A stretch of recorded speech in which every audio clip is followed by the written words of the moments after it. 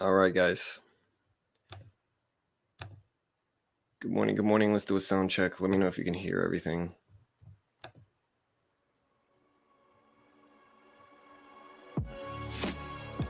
I can't get my AirPods to connect to my laptop, so.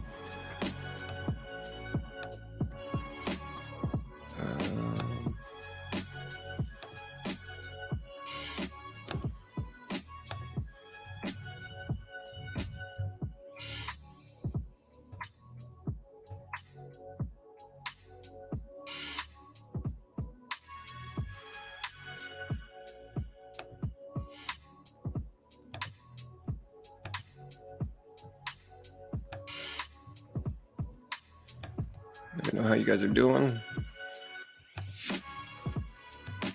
There we go.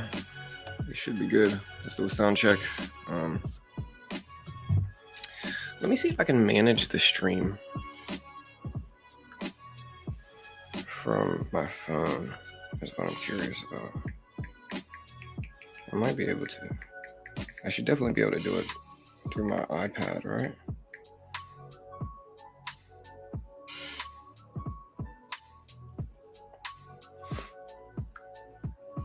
All right, guys, so today should be interesting. We have AMC earnings happening post-bell today, and AMC has been running up. It's at 1905s right now, so AMC's been moving.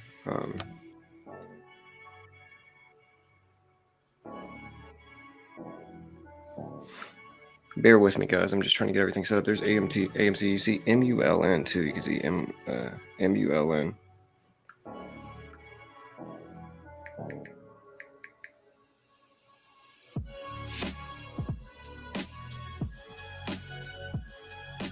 Dude, so I can enter the studio from my phone.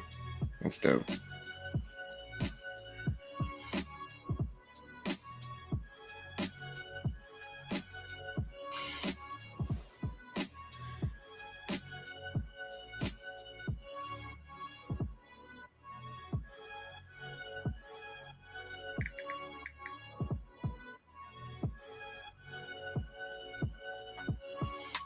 All right, cool. So I can manage the stream and check everything.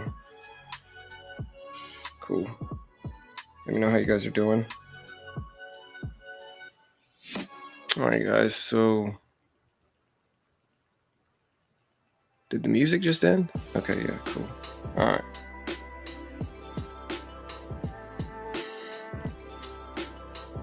Yeah, my apologies if it's dark in here. We're doing our best.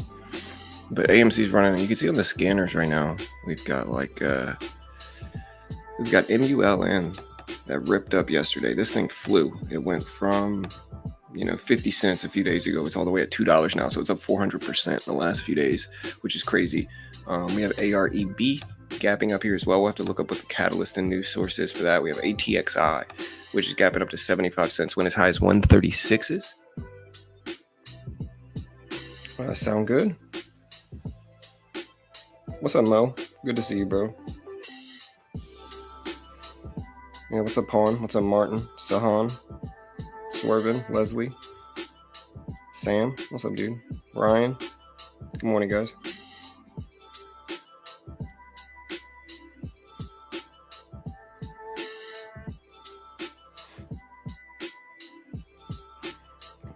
We're getting everything straight away, but honestly, dude, it's kind of dope, bro. I can manage the stream from my phone, and so I don't have to see anything. Carol. Hey. Carol's surprisingly up. The sun's coming up. Can I show them? I think I could show them the sunset or the sunrise. Do not come on stream, bro. You understand? All right, cool.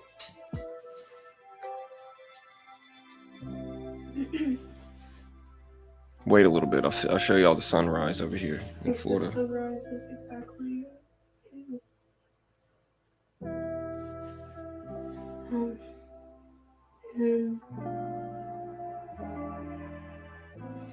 About 8 minutes. Hey, what's up, Beach? Good morning, man. What are y'all watching today? One second, guys.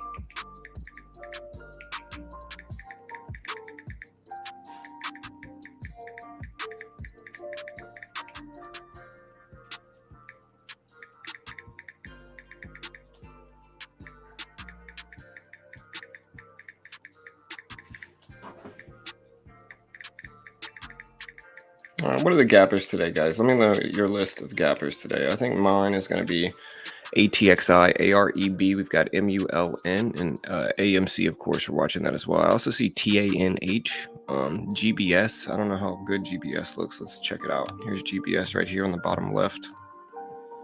GBS is running up too. We'll have to look up this new source as well. We'll see. We got ATXI. We've got GBS. We've got MULN is probably my favorite one. Again, MULN is up like 400% in the last few days.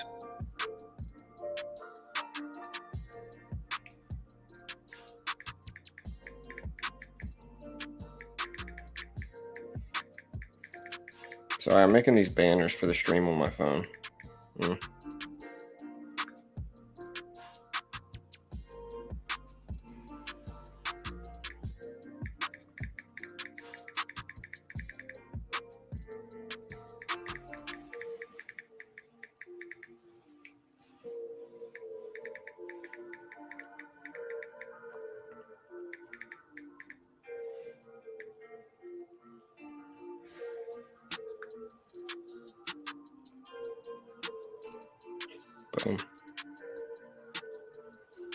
All right, guys. We're going to start looking up some catalysts here.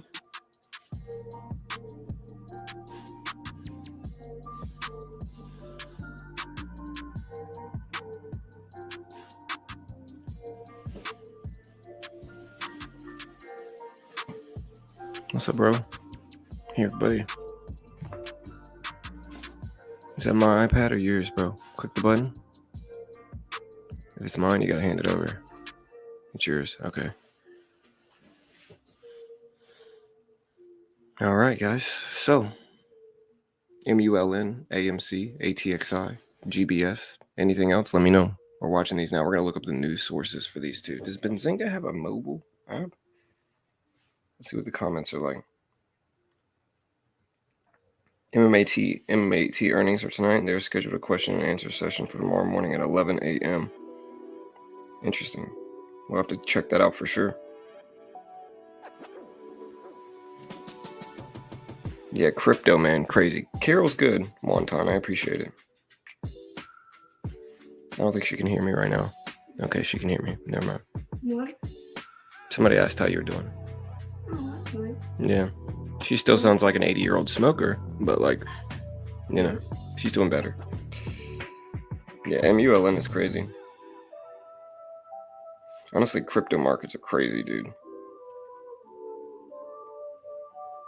Hey, that's dope, Pawn. Nice, man. Yeah, Leslie, Carol's feeling better. Appreciate it. Okay, dope. Let me check out Benzinga's mobile app. I think the sun's gonna come up. Y'all want to see the sunrise over here? Here, Carol. Yeah, put some pants on or something.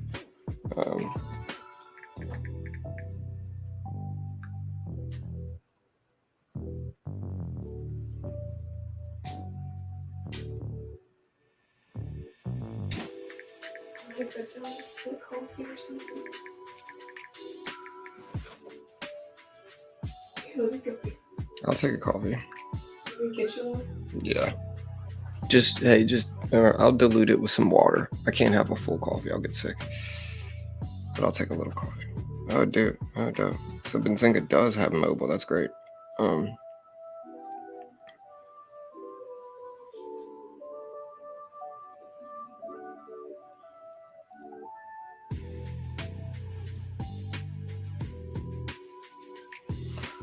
All right, so I'm trying to look up the MULN news here.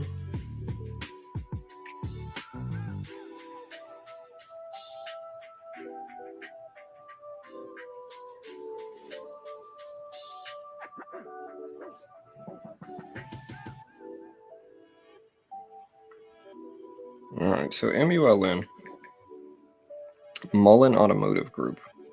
They've got fourth quarter earnings in 14 days. Hey, baby, the sun's gonna come up outside. Okay, y'all want to see the sun come up? Let me know. Hey Jack, do me a favor, bro. If you want to go look at the sun come up, I'm streaming right now, buddy. So you got to put a shirt on, okay, and some pants. All right, can you do that for me?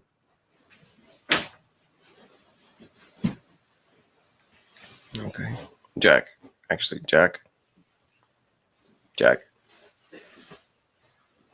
You just let him be in this. I know, but baby, look, I'm gonna be showing the camera. He's gonna like pop out and spring out, like not Jack, thinking. you gotta stand on the covers, bud. All right, let me get StreamYard back up here. All right, I don't see any catalyst for Mullen. Here, Jack, come here. They announced, okay, so Mullen actually, when was this? This was yesterday. So Mullen yesterday announced test results for the next generation battery tech. It is sponsored advertising, though, so just a heads up, it is sponsored advertising.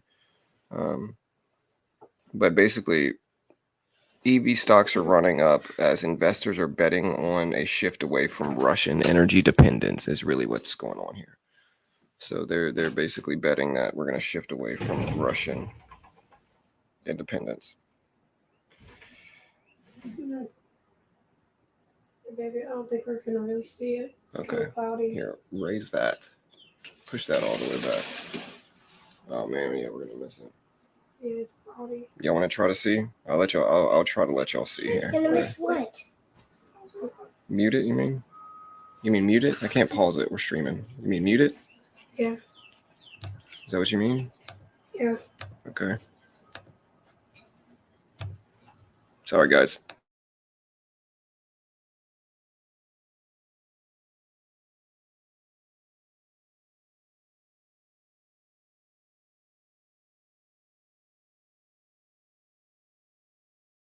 Yeah, there's not really much sun to catch, to be honest here, guys. Wait, this is my whole list? Okay, no. There we go. Yeah, there's not really much sunrise to see, to be honest here, guys. There's just not much.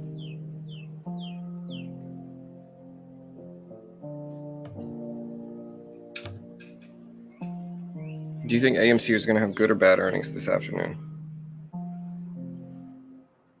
Let me ask this question, actually, now that we talk about it.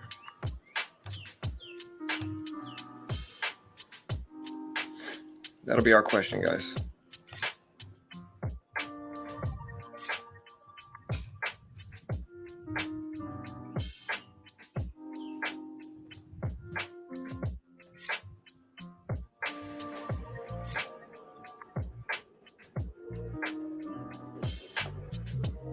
All right, vote on the poll, guys. Do you think AMC will have good or bad earnings this afternoon? Let me know what you think. All right, we got GFAI showing up on the scans. GFAI.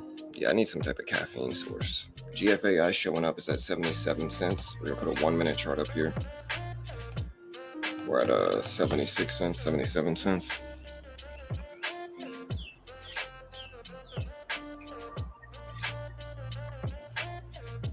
ATXI running up. GFAI at 76.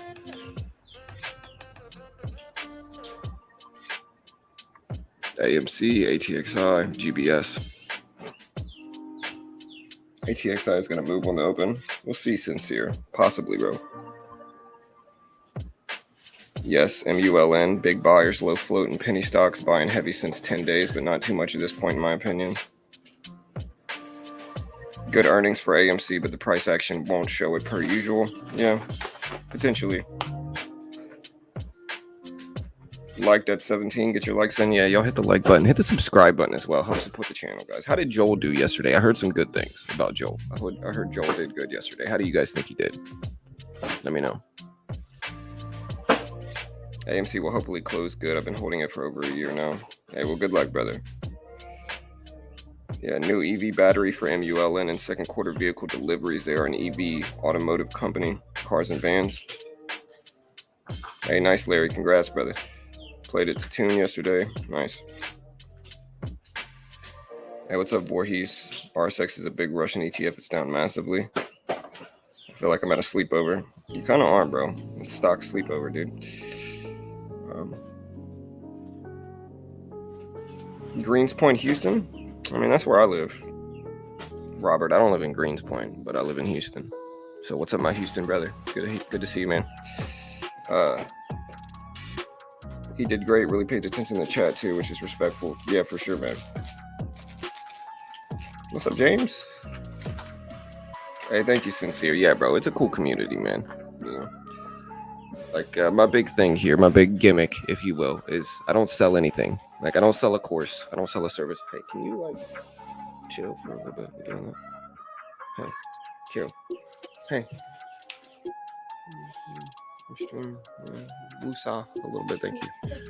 I know, but yeah, we got a good community. My big thing. Sorry, I'm at a hotel right now with my family. I'm in Disney World right now.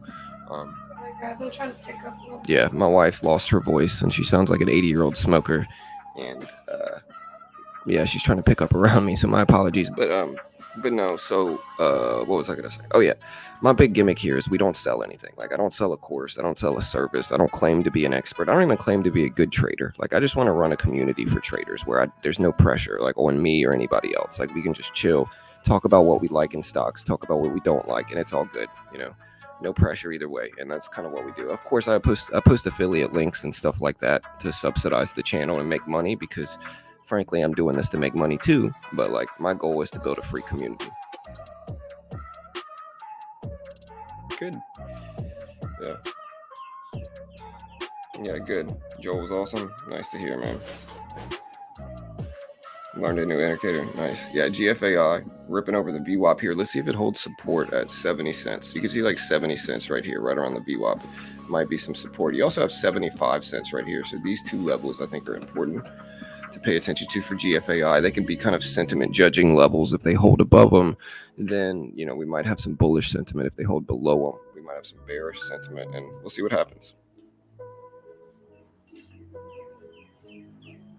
Yeah, I feel you, Sincere. What kind of time frame are you holding your positions? Yeah, this is the Liberty Mutual channel. Free. Yeah, that's what we try to do. H-Town boy. Yeah. Hey, you love it. I miss Houston, man. I miss my dog, bro. My mom might be getting rid of her dog, though, so I feel kind of bad. We're going to have to figure out something to do. What do you think we should do with my mom's dog? We got two options for my mom's dog. We could train her dog and give it back to her and see if she likes the dog then. Or we could try to do it with 2 dogs for a little bit, see what happens, but I think it's gonna be pain. I don't think we should promise that because then it's. No, we'll just say, well, we could try to train her. Yeah, we'll train her. Yeah. I think Rosie's gonna get jealous though. I know, but Rosie will have a play friend, dude, the whole time, and it's you can't look at it like that. Rosie is gonna be much happier with like a homie that she can chill with. Huh? Well, yeah, they're dogs. That's inevitable, regardless of whether it's one or two. You know. Yeah, but I like her backyard. I don't know if I want them to tear it up like that. Well, they're dogs, man. You got a gate, then you need a gate, which you don't want them to tear up because they will. You know. Anyways, ATXI. What is ATXI up on? I mean, it's up to 75 cents right now, and 75 is a big level.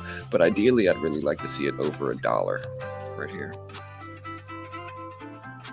This is really tugboat.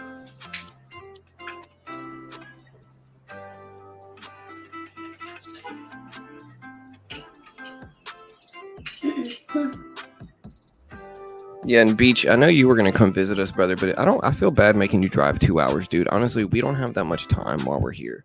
Like we've been moving. Like I hired that manager guy, and I feel kind of bad because I haven't done any of the stuff he asked me to do, and so I'm kind of slacking. I mean, he's getting paid for it, but like I'm kind of slacking off because we've just been busy. Like yesterday, we were gone all day. Like we had no stop. Like we were gone literally from like 8 in the morning until like freaking.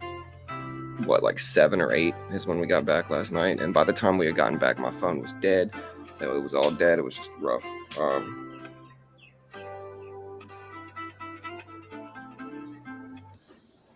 Yeah, AMC earnings have been negative for over 3 years straight now. A penny of positive earnings would be an improvement. Yeah, for sure. I prefer short buying, but if the money in the long, I hold. Yeah, I feel you. Me too. That's kind of what I do. Like, I'll buy something. I have a very similar plan and strategy with my trading. Sincere. Like, what I generally prefer to do is I buy dips in healthy companies that I think will be okay long term. And so, if I buy it and I'm wrong, there's always like a potential decision of holding it throughout whatever. Like DraftKings, DraftKings was really beat up at $17. I don't mind buying that. And even if it continues to dip a little bit, or even if it doesn't run up immediately, I think DraftKings is going to be fine in 5 years. So holding it long term makes sense too. And so I prefer to buy stocks that, in my opinion, make sense both short term and long term. That way I can change and be a little bit more loose and less rigid with my decision making in trades that aren't day trades. Of course, I day trade as well, but like in longer term holds for me, which is like anything over a day. Anytime I'm holding a position overnight, I would prefer to have it favorable in both time frames, short term and long term. That way you have better chances of success, and I think a lot of traders can learn a lot from that mentality. I'm not saying you should bag hold. I think you should establish risk levels and stick to those risk levels, because I know some people are probably sitting there like, oh, that's risky, John, you shouldn't do that. No, I'm not saying be risky or bag hold. I'm saying establish risk levels and stick to those risk levels. What I'm saying is buy things that you can be a little bit more versatile with. You can buy it short term, and if it doesn't work out, or if it's just slow, or if it's just not moving, you can hold it a little bit longer and see if you can get some broader, bigger gains from it, if that makes sense. And that's something that I do consistently with like DraftKings. I called the market rebound a few days ago, and I bought up Nvidia, the SPY, DraftKings, and a few other things. And so it works. You just got to be smart with what you buy. You can't get caught up in the hype. You got to just really research and figure out what you like long term and short term, and try to kind of combine those together, if that makes sense.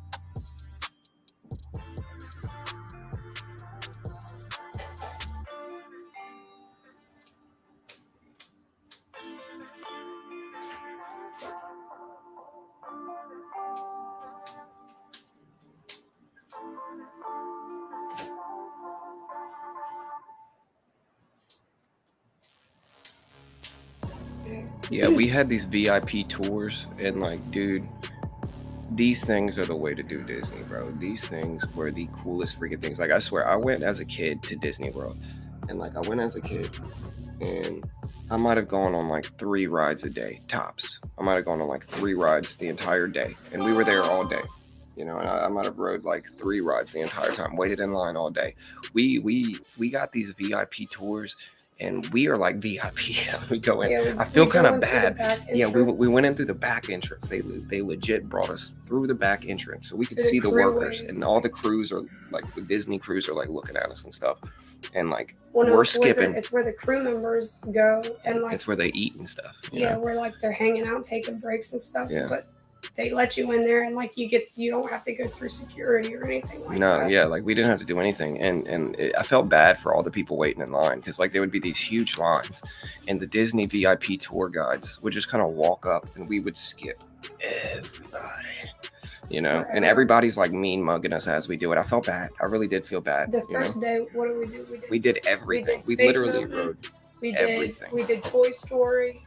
We did Shooting. We did Buzz Lightyear. We did Peter Pan. We did It's a Small World. We did the Sorry, Carol lost her voice. We did the Seven Dwarfs Mine Train. We did Splash Mountain. We did Thunder Mountain. We did, what else did we do? We did everything. We did every major ride in Magic Kingdom. We did everything. What about Rock and Roller Coaster? Yeah, we did Rock and Roller Coaster when we went to Hollywood Studios. Yesterday, I don't know when we went to Hollywood Studios. We went to Animal Kingdom. We split the day between Hollywood Studios and Animal Kingdom. But that's the way to do it, man. Like, we got to do every freaking ride. We got to skip everybody. We never waited in line longer than 20 minutes the entire time. Not like once. 10 minutes. Yeah, like, it was great. That's the way to do it. If y'all are ever going to do Disney World, and it's expensive, but like, you got to do it as a group. So you got to do it as a group. Yeah, if you do it as a group, you can just split the cost. You can just average it up to the average price per person, and it's not that bad. Well, no, we're here with my 2 sisters and family and everyone else. So yeah, we went to Star Wars yesterday, Larry, and that was the Rise of the Resistance. That was dope, man. That was cool, dude. That was cool. That was like being in the movie, you know. Yeah. It was cool. The guys, the crew and staff. Yeah, you can like mess with the crew and stuff. It was fun.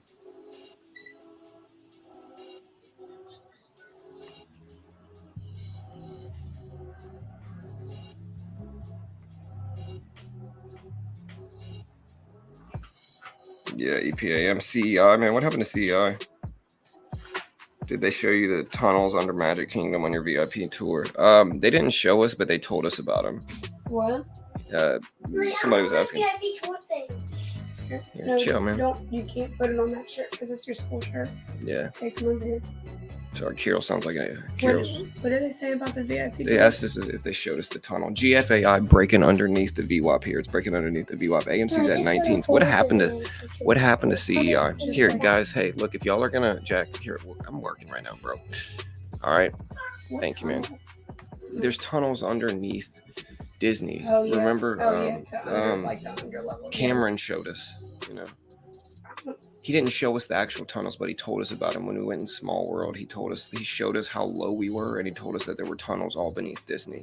Is what he told us, you know. But yeah, really cool. You know, really cool. That's the way to do it. You know.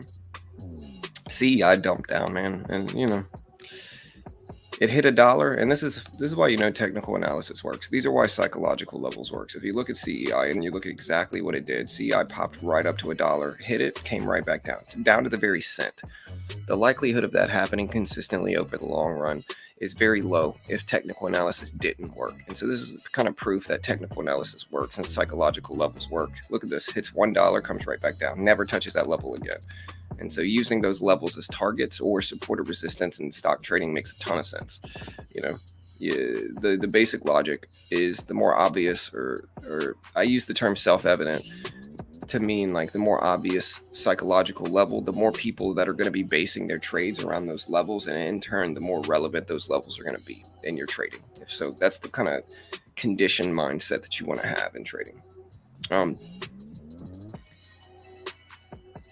All right, what else we got moving, guys? Yeah, CEI didn't do much. We've got AVIR gapping up a little bit too. AREB looked okay, but it's dumping down too. GBS tried, but it failed. But look at GFAI. Look, it's popping back up to that 75-cent level here. Let's see what happens.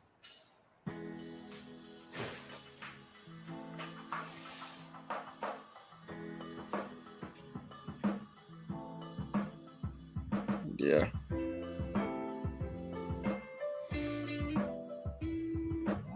CGC, hey, that's cool, Beach. CGC, sincere, like CGC, CRON. I've been trading long enough to see kind of the cannabis boom that happened about 3 or 4 years ago. And so during that time, they had like CGC, TLRY, ACB, APHA, AFRIA. They had like CRON, Cron. The biggest cannabis stock that I've seen is TLRY.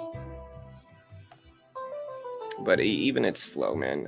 Honestly, I'm disappointed it's not legalized yet. It should be legalized at this point in time. You know, right now, the left holds both seats of government. And so they've been saying that the reason it hasn't been legalized is because the right, and I don't really pick sides here. I'm not really super left or right. So don't think I'm like shilling for the right, because I'm not. Like, I don't like them either, you know? But right now, they hold both government seats. And so that if they really cared about legalizing it, they would. But I think they get a lot of money from big corporations that have an incentive not to legalize it. And so I think that's why we're not there yet. But I did see one of the left politicians did say that he was going to make that a priority. And so I really hope they do. It's time. You know, it's time they do. It's about having an even standard of legalized things in this country. And, you know, if you're going to sell liquor at gas stations and you're going to sell objectively more harmful things, cannabis should be legal, you know. And we'll see if it happens. But I think when that does, the cannabis stocks are going to run, obviously. And TLRY, ACB, there's a lot of cannabis stocks. CGC, and what's CGC doing? That are really interesting right now. CEMI showing up on the scans.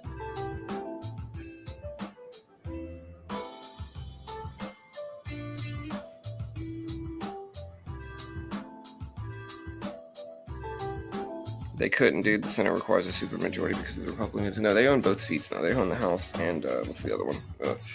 But no, they own both sides of government right now. They certainly could, and I think they are. To their credit, I think they actually are. I think they said that they were. I think I don't know if it was Chuck Schumer or somebody came out saying that they were going to. I don't know who it was, but hopefully they do. It's time. It really is time. Hey, what's up, Maria?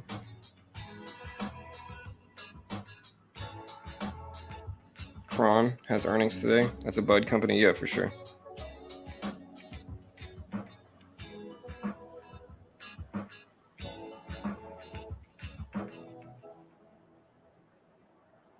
All right, we got GFAI back over 75 cents. Let's see if it holds support there. It's sitting right at 75 cents now.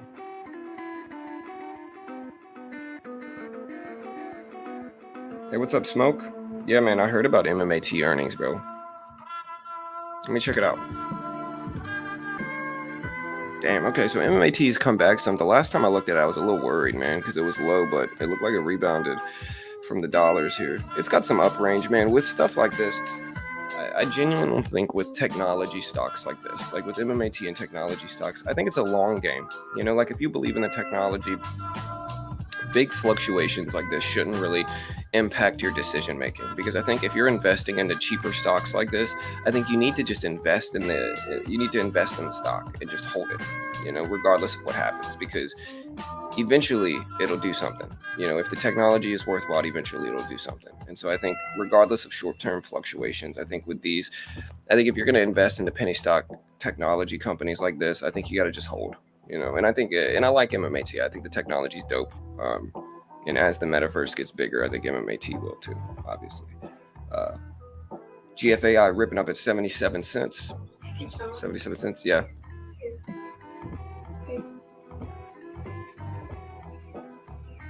Huh? Here, hold on, baby. Here, hold on one second, guys.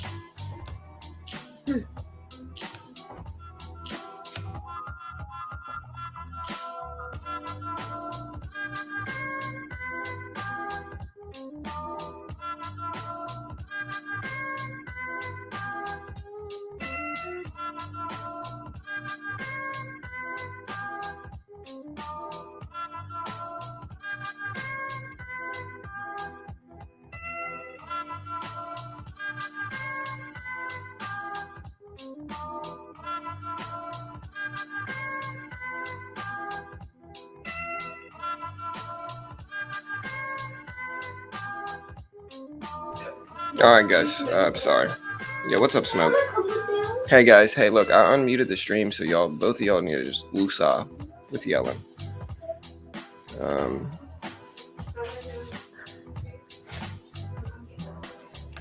CTIC just popped up. I don't know. Let me see what CTIC is doing.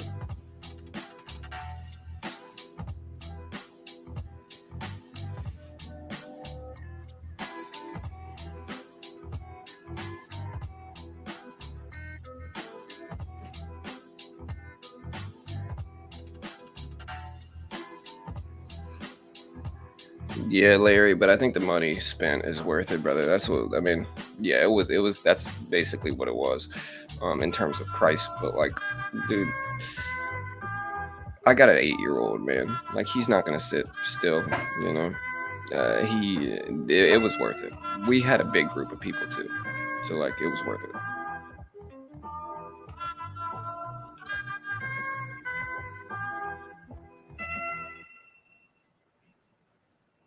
Yeah, we'll see about AMC earnings, bro. It should be interesting.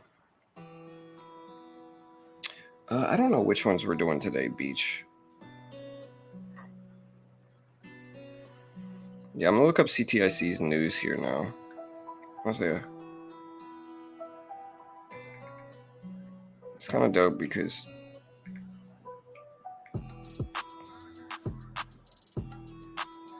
all right, so CTI Biopharma announced Monday that FDA accelerated approval of Vonjo for the treatment of adult patients with myelofibrosis and thrombocytopenia. Nailed it. But yeah, FDA accelerated approval for CTIC, which is great news, but it's not really holding its gains. And so we'll see what happens, but it's good news, but it's not really holding its gains. What is CLSN doing? Okay, so this is a reverse split. So they're just trying to keep their stock alive, selling shares. So we'll see what happens. Lucid had earnings yesterday too. Looks like it got beat up yesterday, no? Bitcoin flying, and so Coinbase is too. Target earnings this morning. So I think Target had earnings that were dropping this morning. GFAI pulling back to that 75-cent level. We'll see what happens. Hey, Carol. Hey, come here.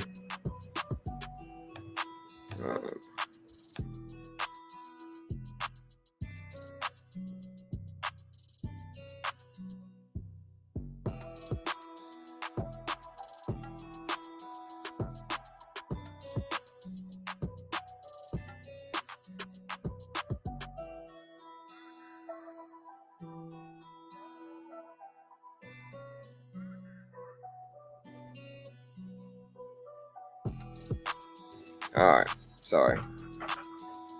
Where's the cups? Baba, they're in the drawer. Here, Jack. Turn that off. Okay, don't do that. Jack. Come on, man. Hey. Here. Okay, hey, look. You gotta make sure he doesn't play that. He's playing videos and stuff in the background. I'm working right now. He can't do that. Yeah. All right. Sorry. Trying to deal with real life stuff over here.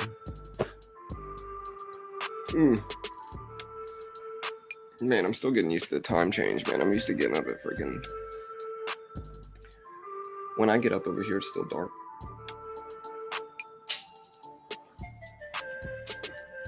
But yeah, that's the CTIC news. Baba.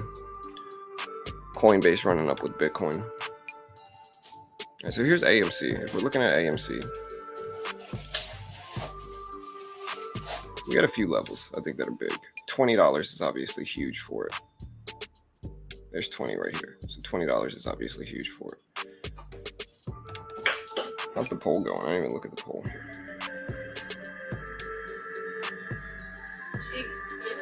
Yeah, it's loud, bro. Huh? It's loud, but it's okay. Oh, it needs more. Yeah, Bitcoin over 44K. That's great, man. So yeah, Bitcoin flying. Let's look at Bitcoin. And I've always told people, like, the big dips Bitcoin makes are some of the most profitable trades you could ever get involved with. Now, of course, I can't guarantee that Bitcoin's ever going to come back, but you got a lot of Bitcoin haters, and every time it drops, they hate on it. But it's like, dude, Bitcoin dips are some of the most reliable pullback buys that you could ever get involved with. You got to just wait. Jack, Carol. Yeah. He's doing it again, man. Hold on. I'm going to have to mute this, guys. I'll be right back. Give me your iPad, please.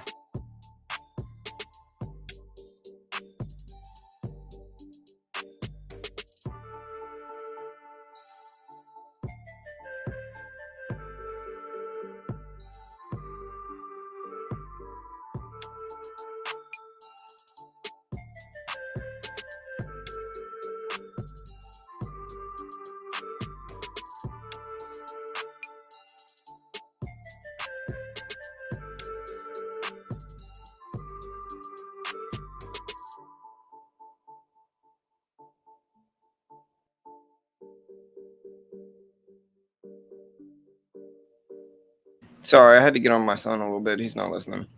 What's up, David? Good morning, bro.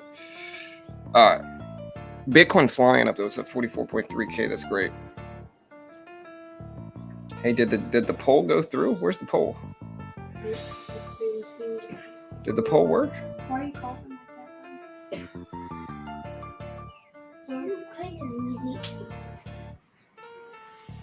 Is the poll here? Let me check. Okay, yeah. Poll is up.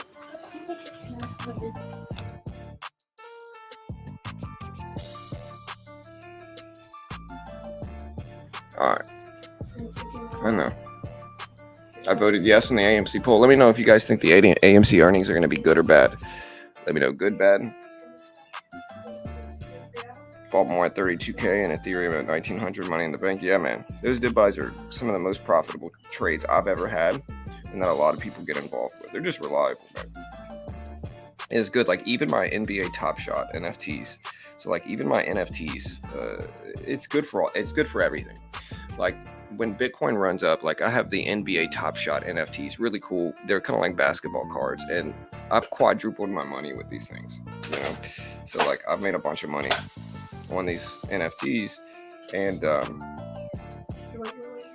they are somewhat bound to the price of cryptocurrencies, though. Like as crypto does well, they do well. If crypto does poorly, they do poorly, you know. But they're all still, like, regardless, even on the big Bitcoin dip that we got, they were still worth like 3 times more than I paid for any of them. So it's all good, you know.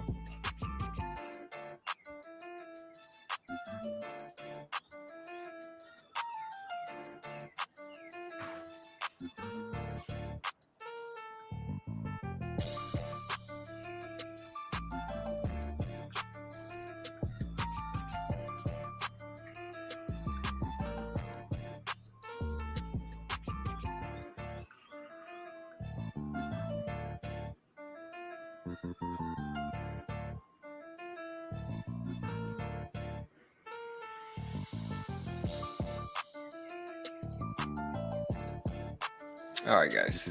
So GFAI is still kind of consolidating and struggling. I'm trying to see if we get anything else that shows up here. I know we've got Bitcoin making moves. INDO is down. I know this one's been running up the last few days, like INDO and IMPP. So we'll see what these do today.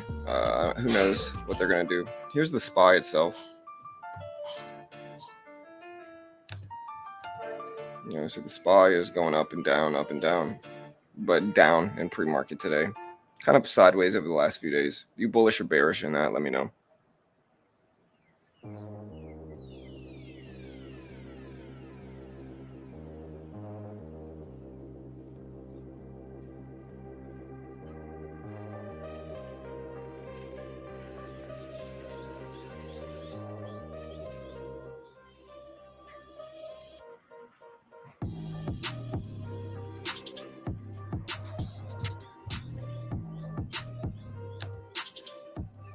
I'm looking at some other stuff showing up on the scans. We have EDIT.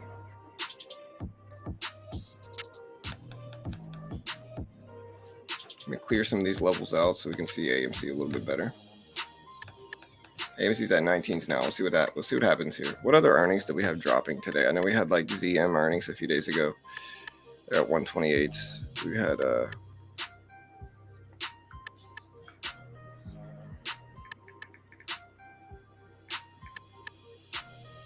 yeah, I gotta see. Does Monday.com have an app? They've got to, right? Yeah.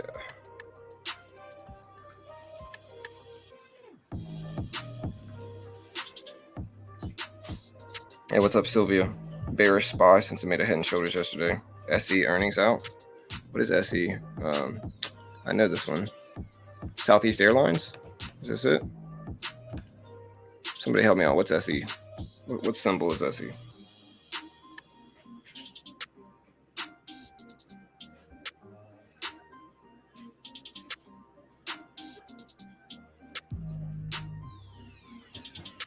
Jack, if you're going to watch something, get as far away from our computer as possible. Come on.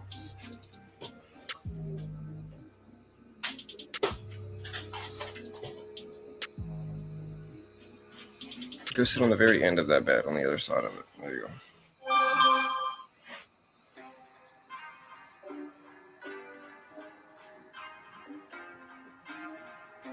C? Okay. Yeah, SE is out. It's technically red on the day. You can see the previous closing price at about 144.50. So it's technically red on the day. Now it's at 139.50. Big range though right now. We'll have to look up to see what the earnings actually were here. Yeah, Jack, use headphones, bro. It's C limited. Okay.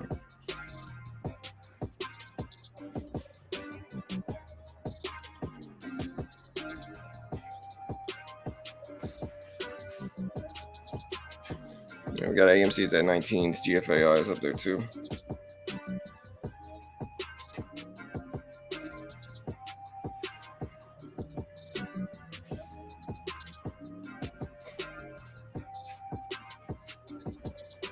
All right, GFAI at 75 cents. We got AMC at about 19. We got ATXI at about 73.5. We've got SC at about 140.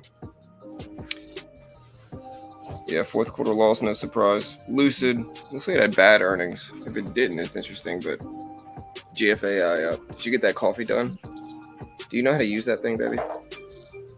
Carol, you get it done? All right. Sorry, I need my coffee, guys.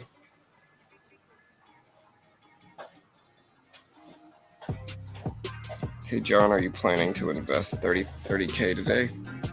No, I'm not going to invest full 30K. I'm trading with a $30,000 account, but I'm not investing 30K today. All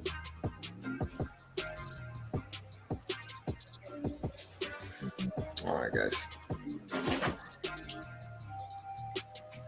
Y'all hit the like button. Do me a favor. Hit the like. Hit the notification bell. We have KSS running up a little bit. GFAI still trying. KSS, nah. Coles, not doing much. PRGO. You just want it black or you want some cream and sugar? No, I just want it black. Just water it down a little bit too. Water it down? Yeah, I don't want all of it. I can't drink. Give me like half of it and just dilute it with water or something. Not with tap water. Por favor. Gracias. Said not with what? Not with tap water. Water? No. But I can hear it's fine. Just use it. Thank you. Okay. Hey, thank you, Crypto. I appreciate it, bro. Hey, what's up, JB?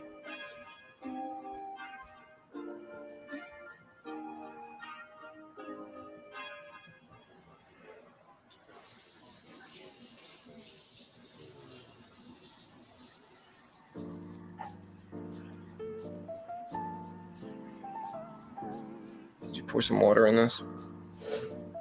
Pour water.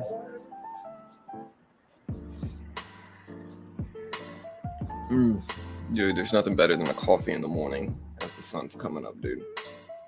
I'm definitely a morning person. Carol is not, but I definitely am. I am. Carol's an evening person. I'm more of a morning person. I'm more of a morning. You're a morning person too, Jack. That's right. I get up, I bug everybody in the morning because I get up, mess with everybody. I sing them annoying, ironical songs. What? So you're a morning person or you like YouTube? No, I was a morning person before YouTube, bro. I never knew. Huh?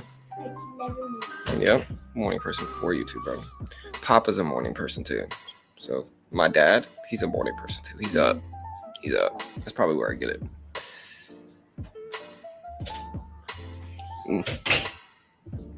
All right, guys. Let me know if you're a morning or evening person in chat. MULN. Yeah, let's take a look at it. Here's MULN.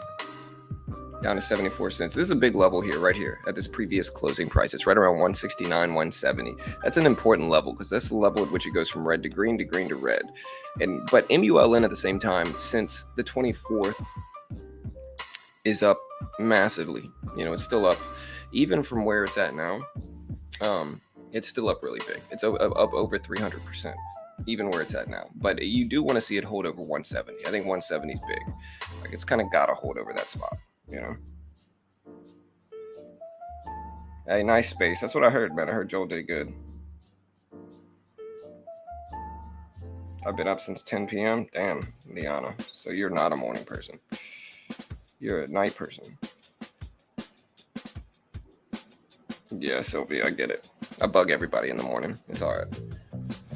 And honestly, I don't even need coffee. Like, I didn't drink coffee yesterday. I didn't drink any caffeine yesterday. What you eating, bro? You could have the pineapple. I'm good, dude. It's too sweet. Thank you, though. No, I'm okay. Here, don't put it over here. My computer stuff's over here. Go put it over that table. Thank you, buddy. But yeah, we're at 170s now, so MULN is getting close. No, don't stick it. Just stick it on the counter up there by the coffee maker. Yep. There you go. Good job.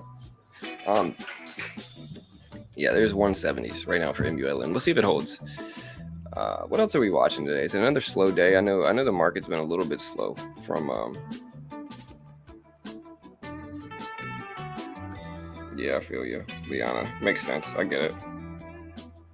I don't know. I know, like, here's the reality. Like, if I have to work, like, say I have to, like, edit videos, right? If I have to, like, edit videos, nighttime's the worst time. I hate it. But if it's the morning time, I'll get up and I'll edit for, like, 2 or 3 hours without even, like, needing a second breath of, like, anything. And so I can get up and work in the morning. And in the evening, I'm useless.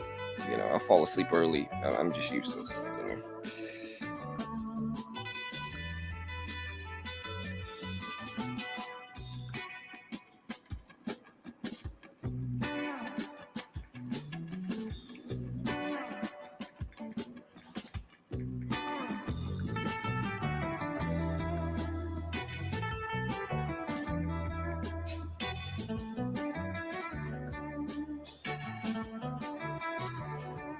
All right, let me check Monday. I gotta work one.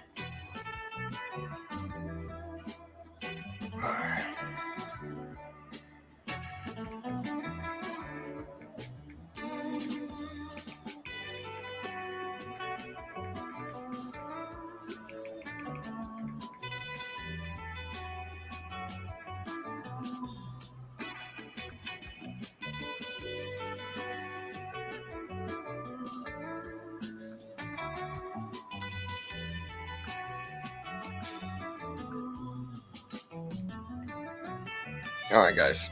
So we've got GFAI up. MULN's testing that previous closing price right now.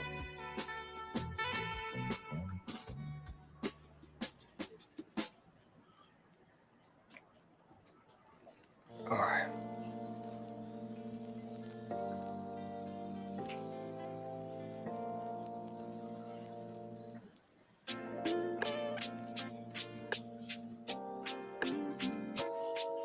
All right, sorry, I'm learning how to do this. I got this guy.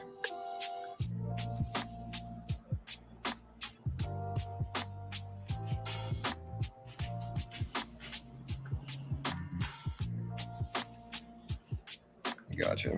Okay.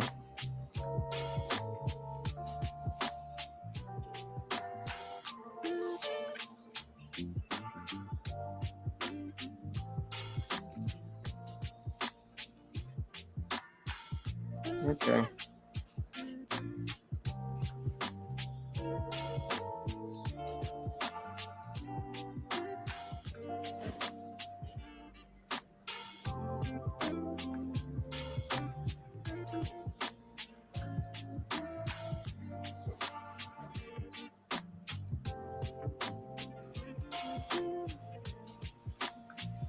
Okay. Sorry. Approving some stuff here real quick. My apologies, guys.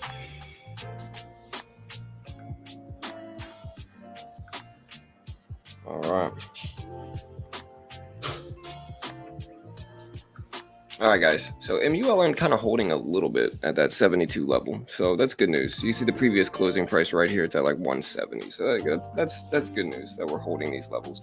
We'll see what happens, but that's pretty solid news.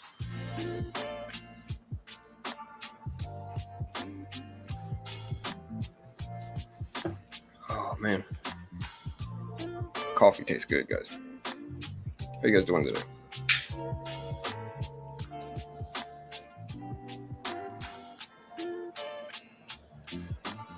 We got MULN, we got PPR, we got PRGO.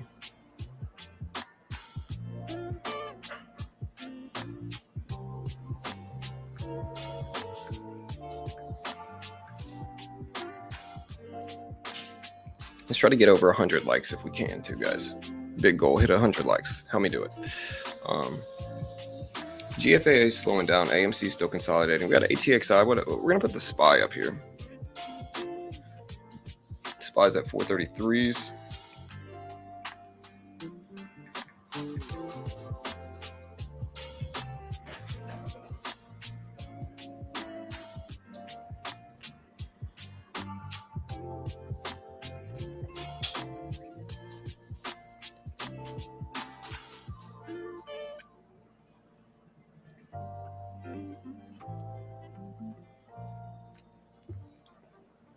All right, SPY's up to 433s.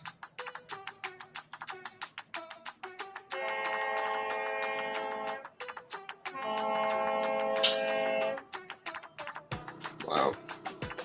This is a cool view, man. I'd show you guys, but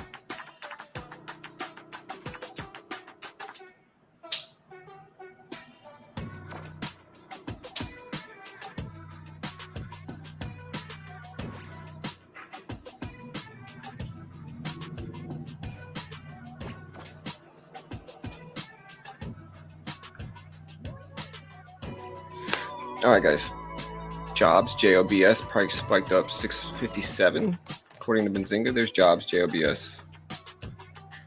MULN still kind of struggling, though. It's at 174s, but as long as it can hold over this previous closing price and then maybe make like another trek back up to the Vwop, we'll see what happens in that situation.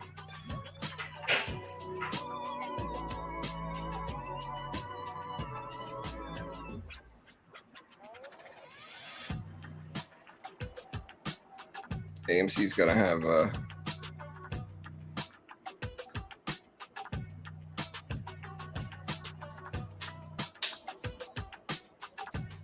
yeah, I had some of that low acid coffee, but I don't know. My stomach is generally okay. I just got to kind of like take omeprazole multiple times a day. If I do, then I can drink as much coffee as I want, really. But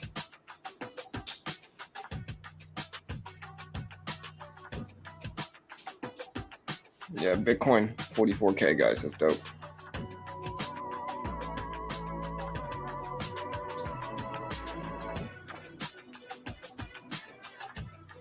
AMC will be good earnings, but it will still tank at the lowest it's been in over a year. I don't know, man. Yeah, good or bad earnings lately hasn't really meant much. It really hasn't. Like, good or bad earnings both lately have not meant very much in this market, to be honest.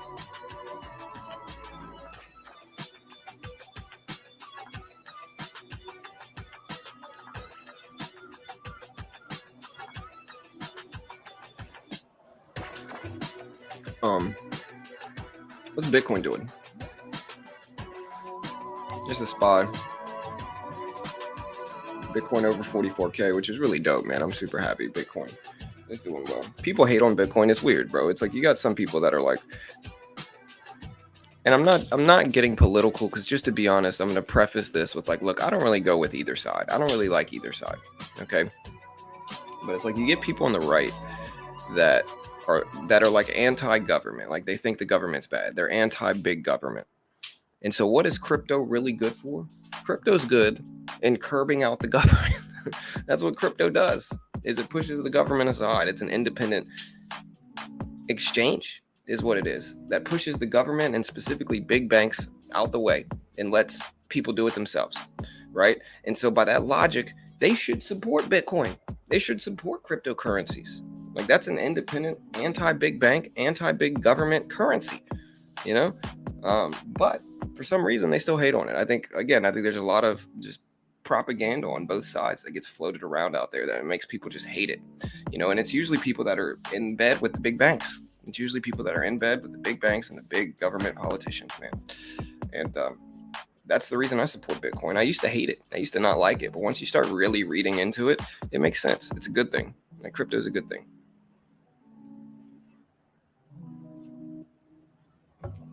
It's the future. It's the future of finance is what it is.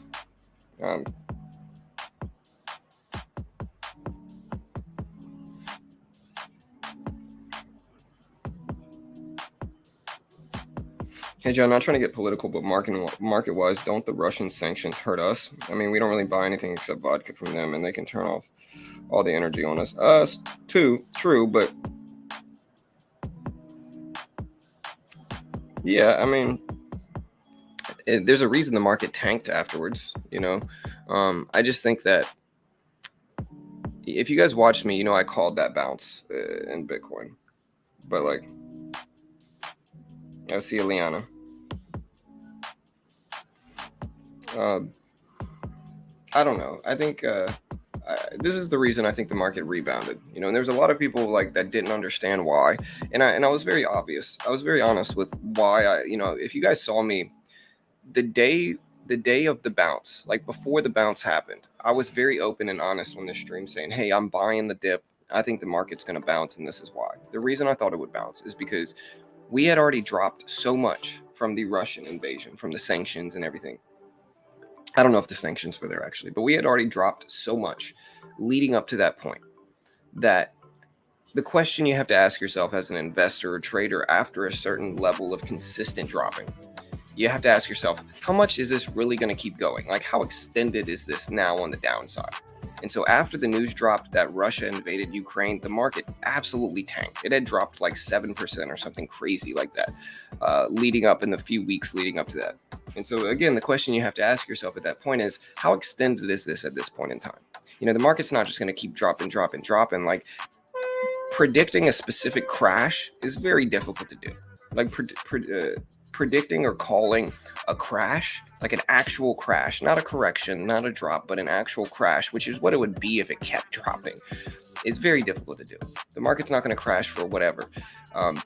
And so my logic at the time was like, look, it's probably a little bit extended on the downside at this point in time. We've been dropping for weeks. Chances are there's higher reward on the upside. Like the reward target, like the reward relative to the risk in those situations was higher on the upside. And that was something I was very honest about that entire time. And of course, after that, the market rebounded like 5% plus. So huge rebound that I called. Everybody told me I was crazy too. Everybody told me I was crazy. They said, nobody thinks the market will rebound. And I gave them that exact logic. And I think people have to understand extension. That's truly, you want to be a good trader, understand extension. That's the number one thing that'll help you be a good trader. And I'm not even trying to claim to be a great trader or anything like that. I just think that call was good. And I'll pat myself in the back and say that was a good call by me.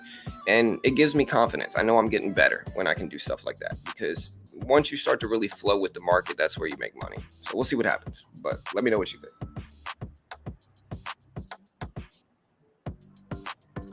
Well, it depends on what you call. It depends on what you call work, J-Tug. I don't know if I call trading work. I like trading, you know.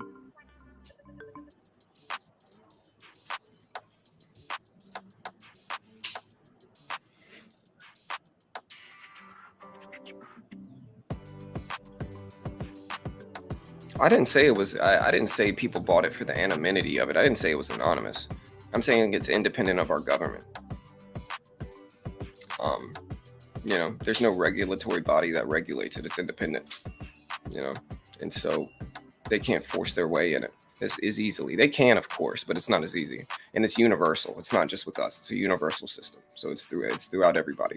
And it's very difficult for them to regulate it like they want to regulate it. They're still going to regulate it, but it's very difficult for them to regulate it like they truly want to. You know, that's what I'm saying.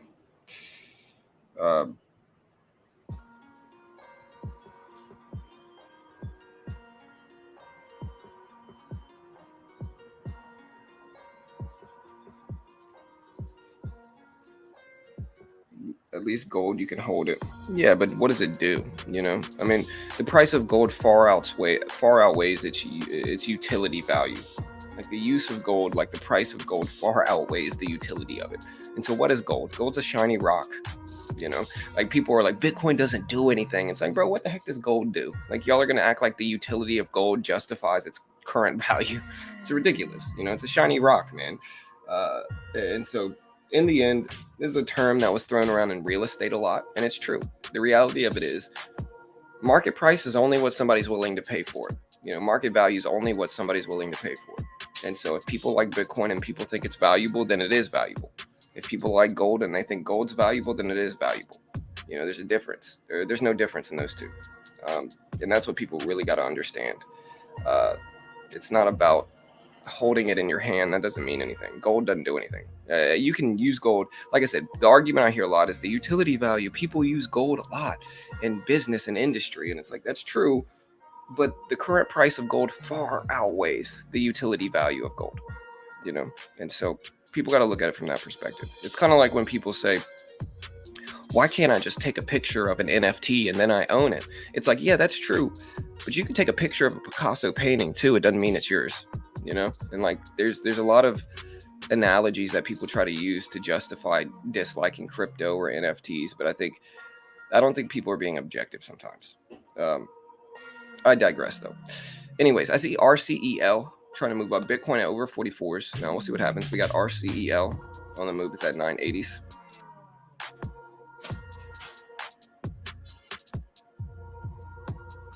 Everybody, go open the door for your mom. DDDD. So we got 3D systems. I thought 3D systems was Sphere 3D, but it's not. JOBS is moving. We still got ATXI. And regardless of what you think about the argument, not really the argument, but the topic I just talked about, it's all love here. It doesn't matter. You know, you can agree what you can believe what you want to believe. I'll believe what I want to believe, and it's all love here. I'm not going to be mad at you for. I haven't even checked the chat. I'll look at it on my phone in a second. But I'm not going to get mad at you for believing whatever you want to believe. I might disagree with you, but that's the beautiful part of the stock market in general, is that it's super nuanced, it's super subjective, and we can all get along, guys.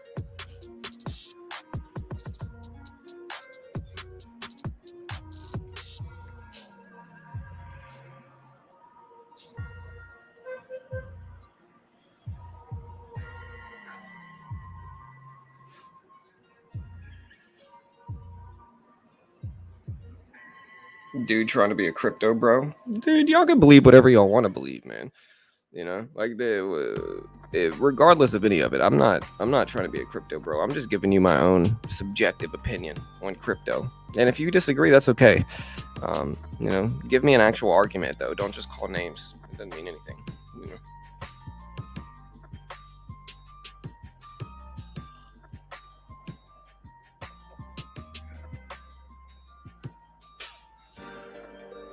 Yeah, for sure, NCal. That's what it's all about, man. Too many people are so like rigid in their beliefs that they get mad at other people for believing other things, and I think that's a very childish mentality. You know, I think anybody that's truly objective about life in general is going to understand that like our environmental experiences are going to influence us regardless of intelligence, like regardless of any type of IQ or intelligence metric. Our environmental experiences are going to influence us so much relative to the other person that like you can't really get mad at somebody else for believing what they believe and for you believing something different. Like it's so subjective that like you just got to respect other people's beliefs in that regard, and you know, not get mad at them, because that's silly.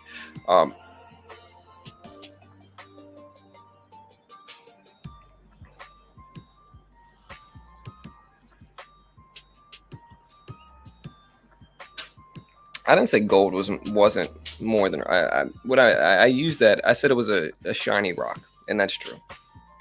I believe gold has value. Don't get it twisted. Like I own gold too, you know. But what I'm saying is that gold and crypto are more similar than people relate them to. Specifically Bitcoin. Gold and Bitcoin are more similar than people like to give them credit for. You know, people act like gold is just the true standard of you know, value of anything. And you know, I get it. It might have been historically, but it doesn't mean it is now. And I think over time, technology will change things to a, you know, massively different level.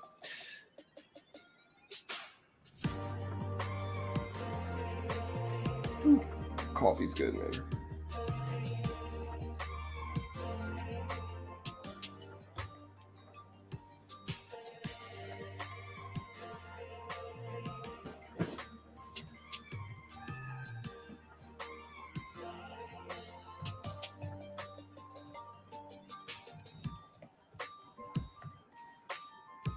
Anything else moving that I'm missing? I don't think there is. You know, scanners are pretty on it.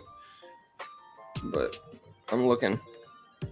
CTIC running up. Look at CTIC up there at 320s right now. 320s for CTIC. Interesting.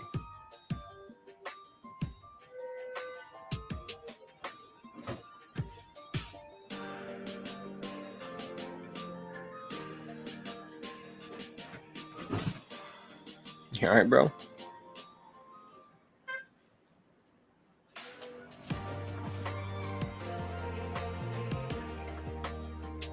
All right, here, don't do that anymore, bro. Come on. One more. Make it count. There you go. All right. Yeah, CTIC starting to run up. Let me check the story on this thing.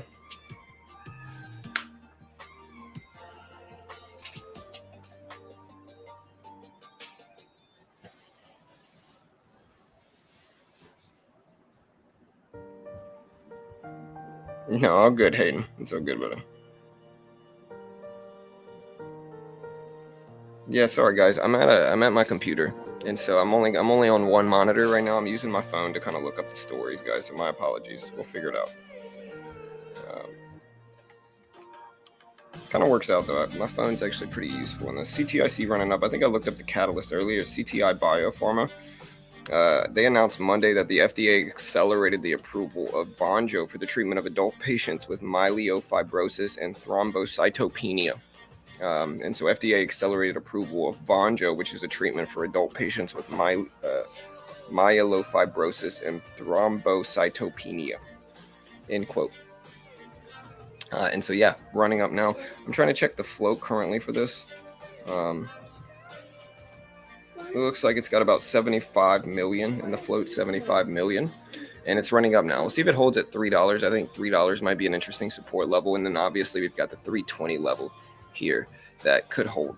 We'll see. MULN still holding up some. Riot's moving up with the Bitcoin run. AMC dipping below the previous close, but we still got all day waiting for earnings. Jack, come on, man. Thank you. Okay. Here, turn it way down. Here, what's that noise? Oh, I'm just watching. Okay, Jack. Come on, man. Here, put some headphones on, bro. Maddie, let him use your AirPods, please. Okay, guys. Hold on, guys. How do I turn this thing?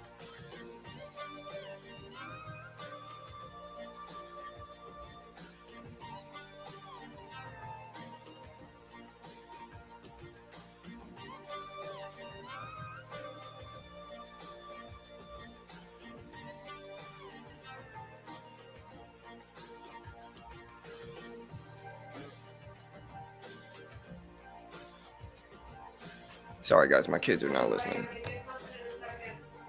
But yeah, CTI accelerated FDA approval here, so we'll see what happens there too. Let me know what you like about it. You need to stop making noise. Go sit on the bed with Matthew. Yeah, no worries, Trip. Go sit on the bed. We'll see. I take another run today. I don't know. It could.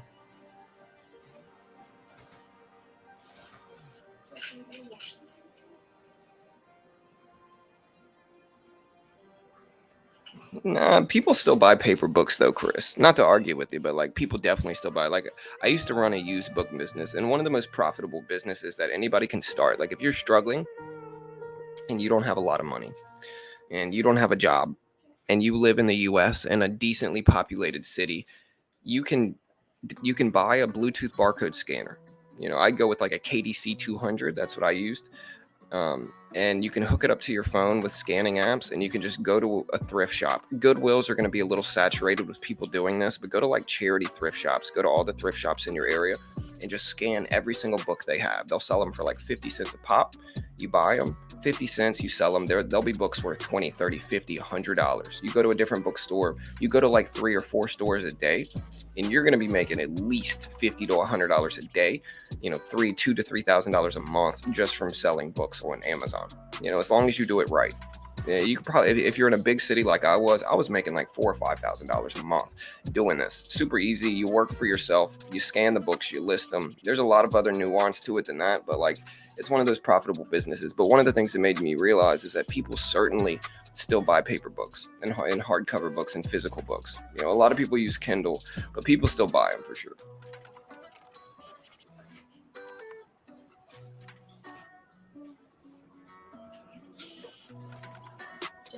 Okay, yeah, Mo.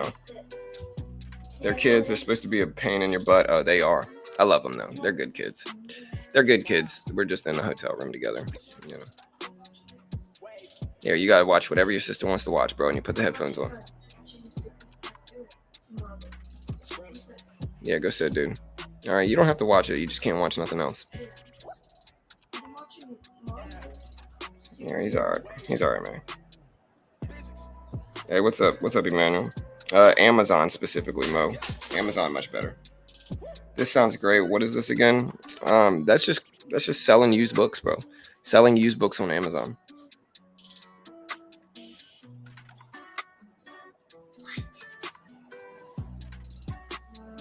Yeah, selling used books on Amazon. Very profitable. What's up, bro? You in here, man?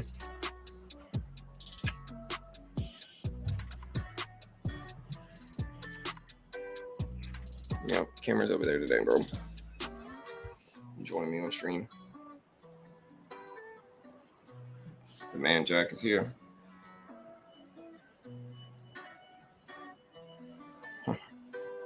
CTI to host a conference call at 8 a.m.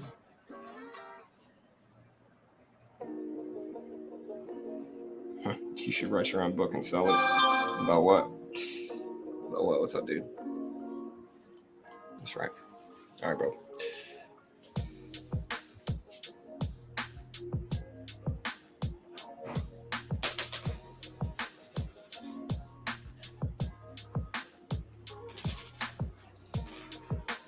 And my son's into coins. Like, Jack's really into coins. We got to go get those coins today. And so I think Jack and I might have a hobby of like starting to go like find coins and sell them. Here's $3. I might buy this little dip in CTIC and just see what happens here. I don't know if I'm going to, but like I might buy this little dip if I can hurry up with this.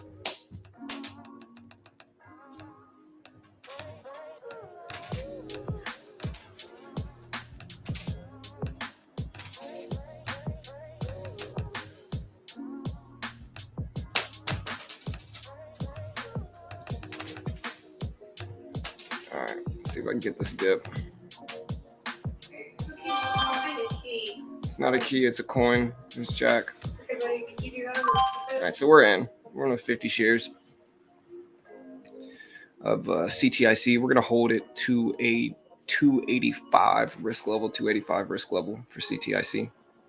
We're in that now. We got GFAI trying to push back up. And remember what I said about MULN, guys. Remember how I said how relevant the previous closing price was.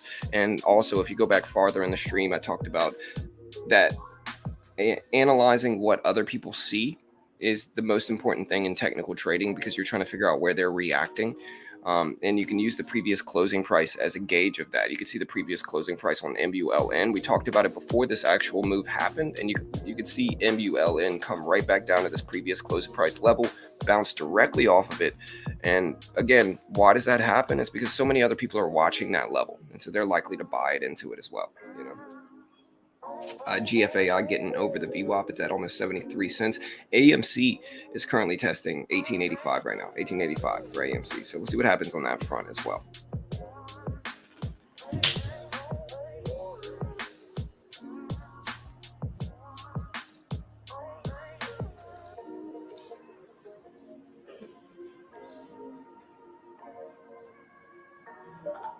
John, quick question. How do you check VWAP on MULN? Because in my system doesn't show only from last close.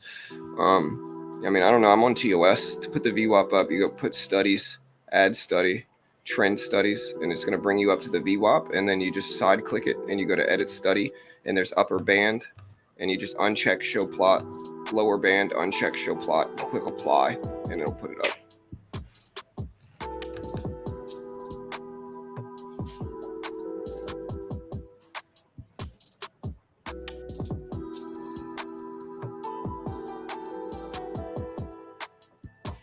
I think Joel's here. Hold on.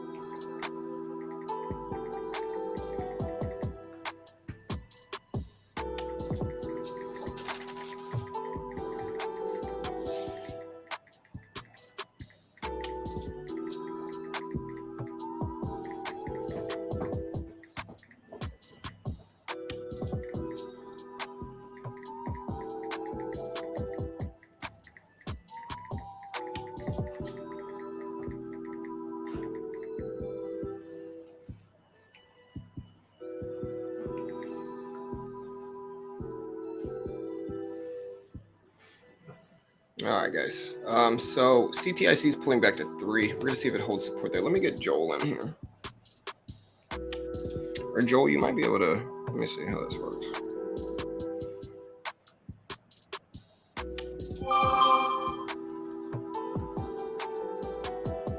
What time's the AMC stream? Is it like at 4 p.m.? What time is AMC earnings, guys? I'll have to check Benzinga. Hold on. Sorry, Joel. I'm trying to find. I've got I'm managing it from my phone, which is actually really dope, Joel. So for future reference, you can actually manage the stream from your phone. Y'all can hear the music, right?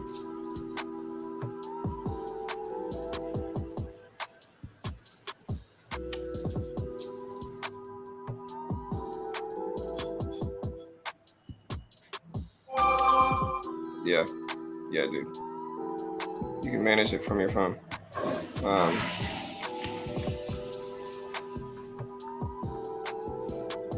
There we go. All right, so we're still in CTIC.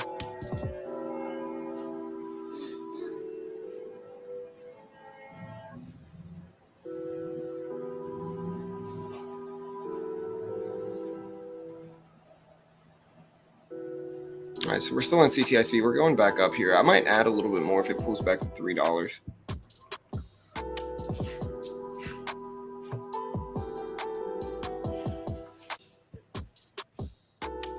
And Joel, just let me know when you're in. I'm down 8% so far. What's up, Play? Been riding it since February.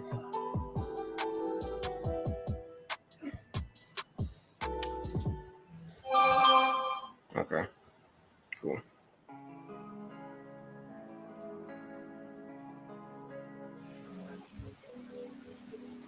What's up, Joel?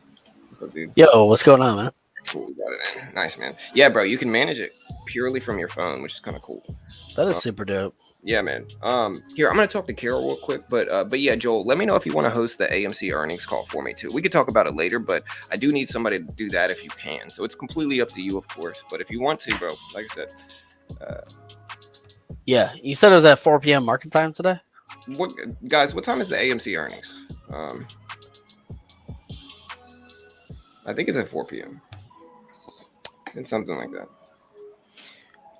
I actually don't think I'll be able to do this today. Yeah, it's okay. I think doing my taxes today. So. Yeah, no, all good, man. Yeah, taxes are no fun, bro. They're never fun, dude. I always get the October extension. I just push it back.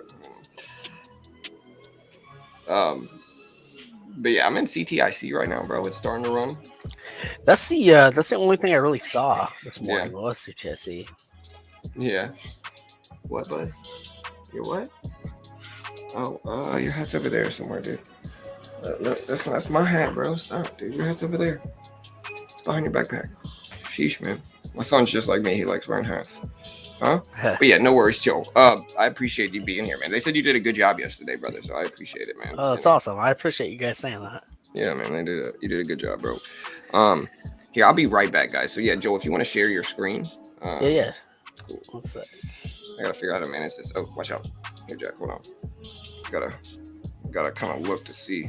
I'm trying to figure out how to manage this stuff on my phone, but it's actually pretty cool. Yeah, I can oh no, I left. Hold on.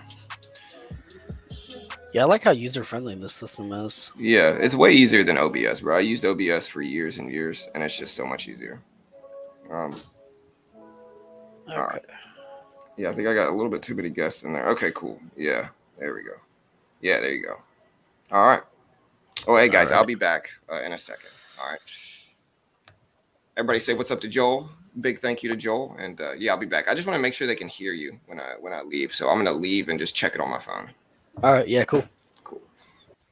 What's going on, guys? Joel, the real MVP. Thanks, Emmanuel. I appreciate that.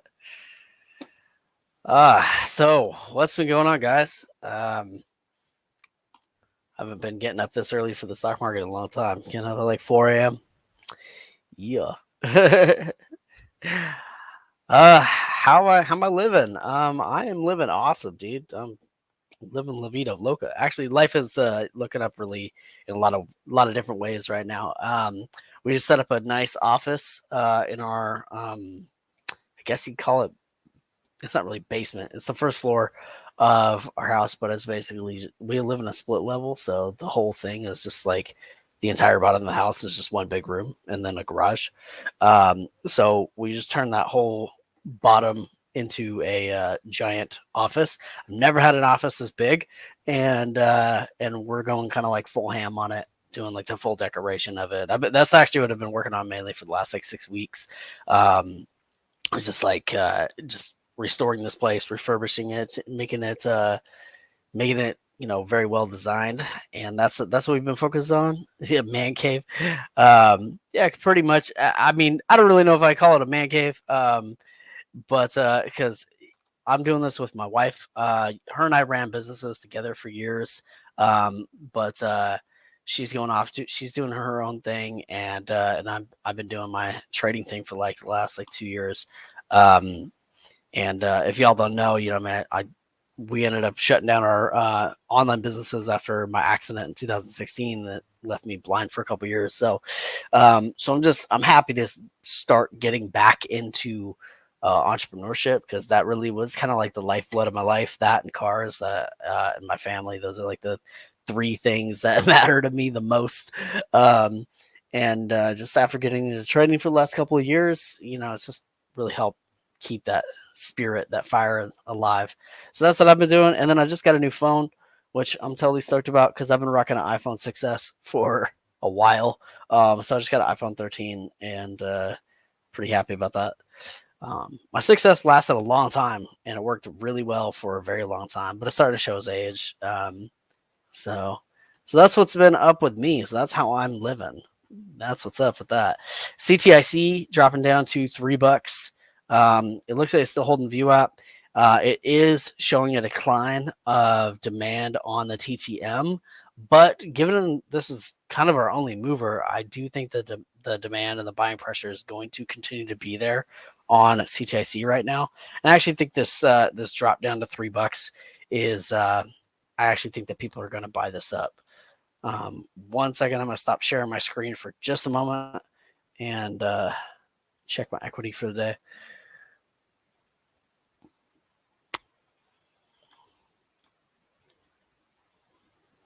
So, let's see here.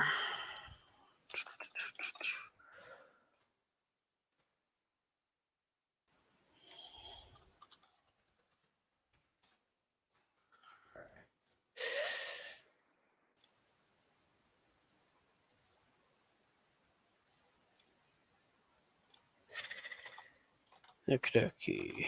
So throw my screen back up. Boom.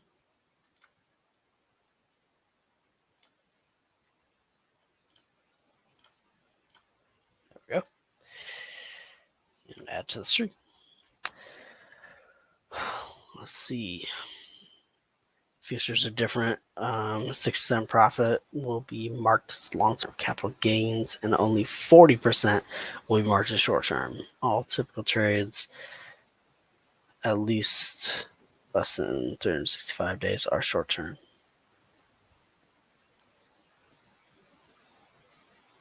Interesting, Chris. Chris, I appreciate you talking about that stuff with taxes in regards to futures. So I put a lot of effort and emphasis into learning about the tax code system, and I don't know anything about how futures are taxed on trades. So I just appreciate this kind of like just cursory knowledge being put right here in the chat, because that gives me some ideas of ways to look up, because futures is probably the next area of trading that I will look to conquer. Probably use something like Top Step to get funded. This is the system that John's talked about a lot. Super dope system from what I've seen.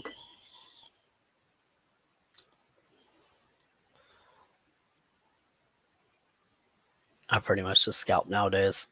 Yeah, I feel that. And I think this is really important too.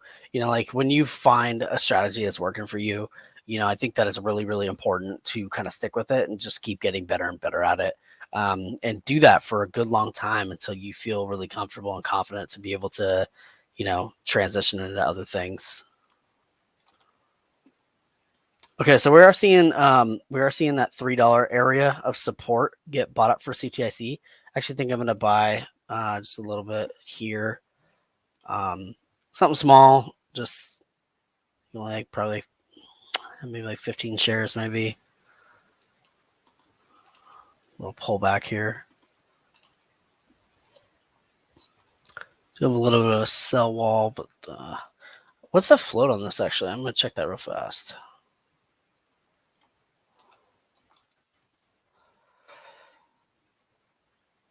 like 75 million or so. Like I see anywhere from 70 to 96 million, so somewhere in that range. There's a big sell wall at $3 though. That's quite a lot of shares to go through. And this thing looks pretty thickly traded at the moment. What else we got? You guys seeing anything else moving? CTIC is about the only thing that I see, and it's not exactly my setup, but it is something that I'm open to trading.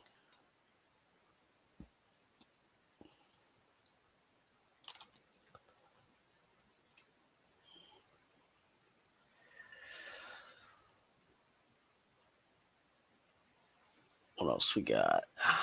Try to make $200 to $300 a day. Yeah, that's actually a really good number. Like if that fits with your account size, I try to make 10% per week on my total account size. That's kind of my goal. And I stopped putting a dollar figure on it for myself personally, because I would find that there would be times where I wasn't at my dollar goal for the day, and then I would push and then end up losing. So instead, I put it at a percentage on the week and just break it out, day by day, whatever that 10% breaks out to on a daily basis or a, every other day basis. So it depends on how I like to trade. What's up with MULN? Let's take a look. MULN is currently on the decline. MULN was one of our runners from yesterday. If you take a look at yesterday, so it did. I'm actually going to draw on some levels here for MULN. So it did hold its gains from yesterday, which is awesome, and ended up breaking over that like $2 resistance level. And if you notice, yesterday we started around $1. We ran up to about $1.80 yesterday, so that's a huge, enormous, crazy gain. To grow like 80% in a day, it's just insanity. We got over this $2 range, and now we're just kind of coming back down to some of the highs of yesterday. So we dropped all the way back down to like $1.70 area, and came back up to $1.85. And then we're just kind of in this like $1.75 range. So right now, MULN, I'm just kind of seeing consolidation on it. And, if it continues to hold some of the gains from yesterday, we could see a little bit more running on it today. But I would be hesitant right now. At this level, I would personally want to see it get above the Vwop and then hold above the Vwop before I'm interested in trading it. But if you recall from yesterday, when this thing was like $1.05, whatnot. If you recall, I was not trying to trade that yesterday. So I was just trying to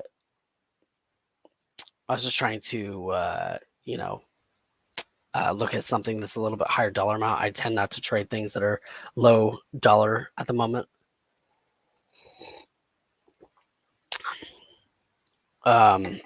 Just because my experience has been trading things that are less than like $2-3 that I tend to lose on those. So.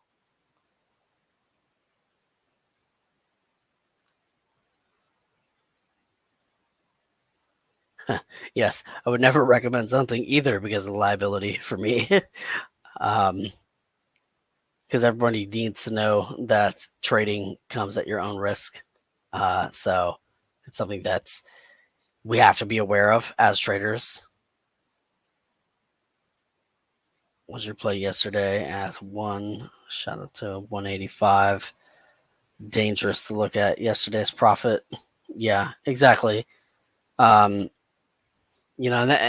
think that's something that when I was newer, I would try to trade the continuation from the day before, and it didn't always work out for me. Like I would tend to try be like, oh, well, this thing ran yesterday, so it might run today.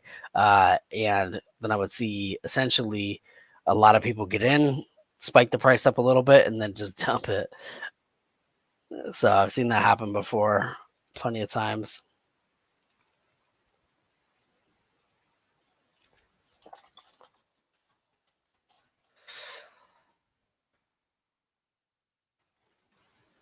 Who are you? Where's John? John is he is at Disney World. He's hanging out with his family, having fun. I'm Joel Straight. JoelStraight.com/YouTube for those of you who don't know. I'm building up a YouTube presence. It's like I said, no content right now, but there will be content coming in the future. There's stuff pre-recorded, but I'm trying to have a launch that I can actually sustain. And I have to take a lot of time away for my family, so I try to make sure that I have enough content that is consistently being put out. So I'm just been working on that stuff. Yeah, pre-market trading is very low volume right now. I am not currently in any trades at the moment. So, and if I see something that I'm interested in, then I will take a pre-market trade. I actually used to trade pre-market exclusively for a while. And one thing I really love about trading the pre-market is that the volume that is there has more effect on the price than it does during the actual trading hours. And that's one thing that I personally have really enjoyed about trading the pre-market. So we could have lower volume but bigger price movement, and I think that's something that's really awesome about trading the pre-market. And also, like you mentioned, it can be hard to win in the pre-market because of the low volume. And so if I am in the pre-market, I'm not looking at anything that's like less than 30 to 40 or even 50,000 shares per minute traded. And during the actual trading hours, I'm looking for over 100,000 shares per minute traded. That way I know that I can actually, get in and get out. Yeah, big swings in the pre-market. That's exactly why I like it. As day traders, we're looking for volatility, and that volatility makes a big difference. It's very difficult to make profit if there is no price movement. What's my channel? It's just joelstraight.com/YouTube. Like I said, there's not any content on there. There is content that is coming soon. And I know I've been telling you guys that for about 3 months, but that's okay because I know I've just been, building up content in the background. I've also been creating this office, like I said, and but there is stuff coming soon, and I stayed pretty consistent for a few years during the time that I was running digital businesses. So there definitely will be stuff there, and lots of it will be about how my trading style is, what all these indicators are, how I tend to approach the my philosophy in trading, and also other stuff in terms of like entrepreneurship. I've been an entrepreneur since 2008. I actually started my business, my very first official business, if you will, right before the crash in 2008. Like literally like a month before everything just melted down, and uh and it was actually awesome for my business that everything began to melt down at that time. That was my very first business, and we hit the ground running. We were making, we made more than six figures, multiple six figures actually in our first year in business. So it was really awesome. How bad are the spreads in pre-market? That really depends on the stock that you're trading and the float that it has. So if it's something that is like, for example, like if we look at the CTIC, you can see the spread is, it's basically non-existent. It's 1 penny. It's really not much of a spread. But if it's something that is like kind of a lower float or has lower volume, sometimes you'll see 4 or 5 cents in spread. I have seen as high as like 20 cents in spread, but that's typically in the very early pre-market.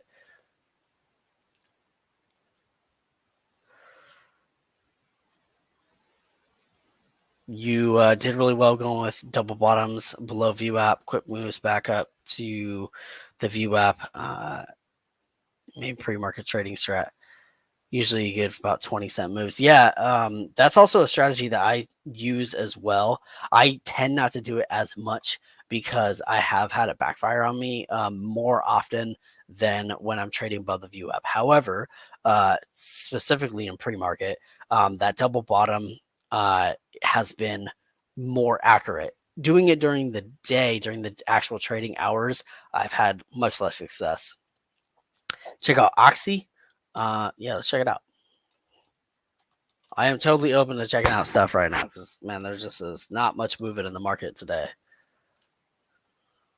So let's see, Oxy. This one is gapping. It's a little expensive for what I normally trade. But you can see yesterday this thing opened up at 38. It ripped all the way up throughout the day to 43s. And in the pre-market today, it's up to 45s. It does kind of look, if I'm looking at this, it does kind of look like it may have hit sort of a top, some resistance here at this 45. The volume is very light. It's not so light to where it's not moving, but I do think that this needs some more volume in order for me to want to get involved with it. But this is a little bit more than I normally trade, and typically I would only trade these larger price stocks when there's just absolutely nothing moving. But this does have a 931 million share float, so that does mean that it's probably going to move a little bit slower than some of the other things that we are used to seeing when we're trading 4 and 5 million. But this is definitely a good pick for the day. I think it's something that has potential, and I definitely consider trading this. $5 to $8 moves in a day seem to be about normal. Yeah, it's definitely not impossible, especially for things that are $35-$40 and above. Keep a 5-cent stop to make sure I wasn't continuing downtrend. Yeah, that's really good trading strategy. Managing your risk is everything.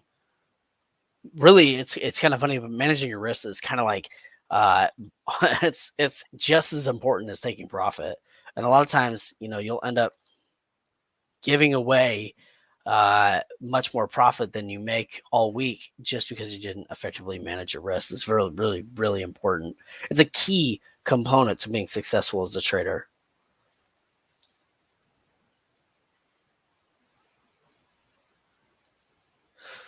Let's see. Move $50 in a few minutes.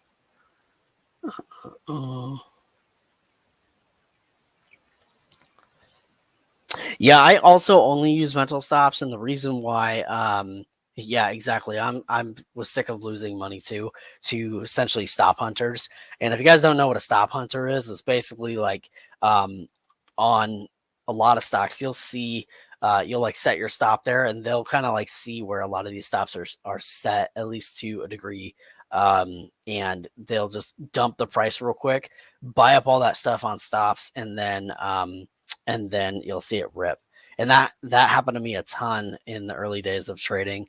Okay, so if we're looking at CTIC, we do see it that it dipped below Vwop. It's coming back up like near the Vwop here. Vwop being at 295.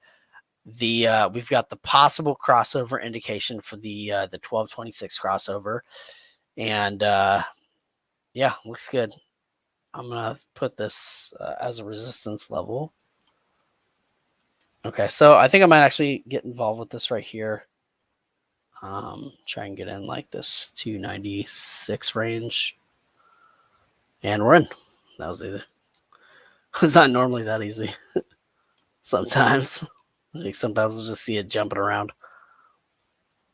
Okay, so if I'm looking at this, we've got 325 as the major resistance level on this one. What did I say the float was on this one? I'm going to recheck this. Okay,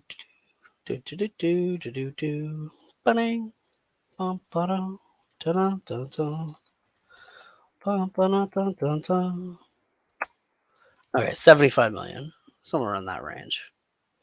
So we are seeing this kind of turn around on the TTM.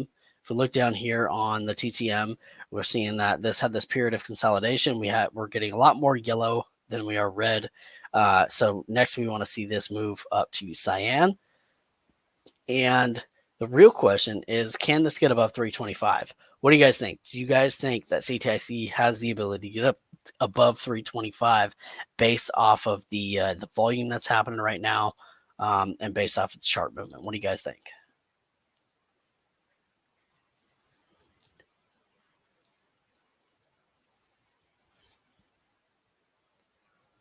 What do I think of Lucid? I'll check that out in just a moment.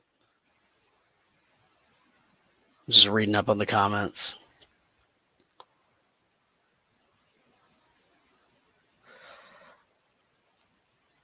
Yeah, I want to figure out how to get that level 3 too, man. I think you need to be one of the big time traders or something for that.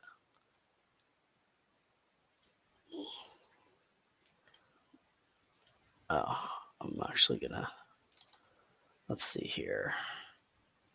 Okay, so y'all want to take a look at Lucid LCID? Let's grab that one real fast. LCID. If my keyboard would type. Why don't you want to type here?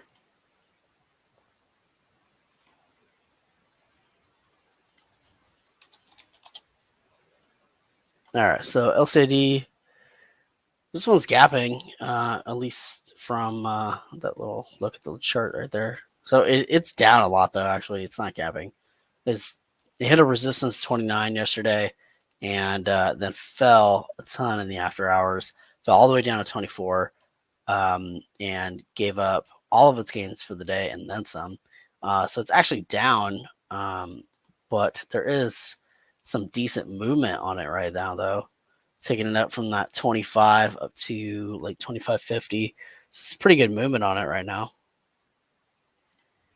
Jump back over to CTIC. Up a couple cents on it.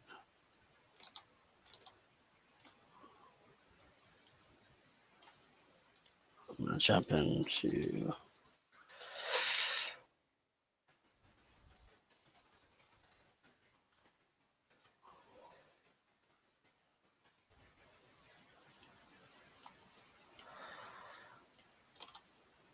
a nice little red candle on CTIC. See an entry point right here.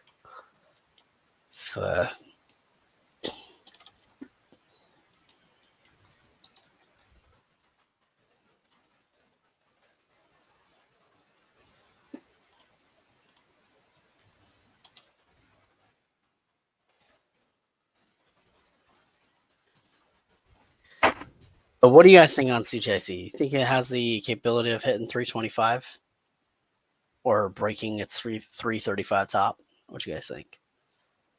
Maybe I can get 25 cents per share. I think, if you're talking about LCID, I think that definitely has the movement capability of that.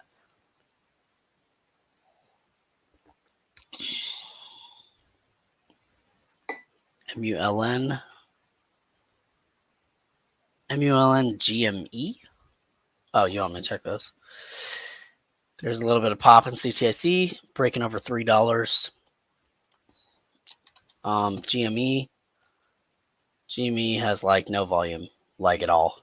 Like it's like completely quiet. So because GME has no volume, I'm a day trader. I am not like a long-term, investment swing trader. I do have investments, but I do dividend investing. So when I look at GME and I see no volume, I see nothing happening right now. And I'm looking for volatility. I'm not interested in something that doesn't have volatility because it's really something that I'm looking to, like, that would be something I'd be looking to long-term invest in or something like that. Miners, Mara, Riot, and HUT. HUT. Let's take a look at Mara. Does Mara just mine Bitcoin? I mean, they got to do, or mine crypto. They got to do other stuff besides just mining, I think. Mining's like the easiest thing ever. So Mara and Riot, their charts look almost identical. But Riot has very little volume, but we do see it's kind of starting to get some volume now. And it's hitting this like 18 area, which is not bad. I think I'm interpreting Mara right now because for whatever reason, when I type up top there, it's not going to the stock. Maybe it has something to do with sharing the screen. I'm not sure. Okay, so that's Riot.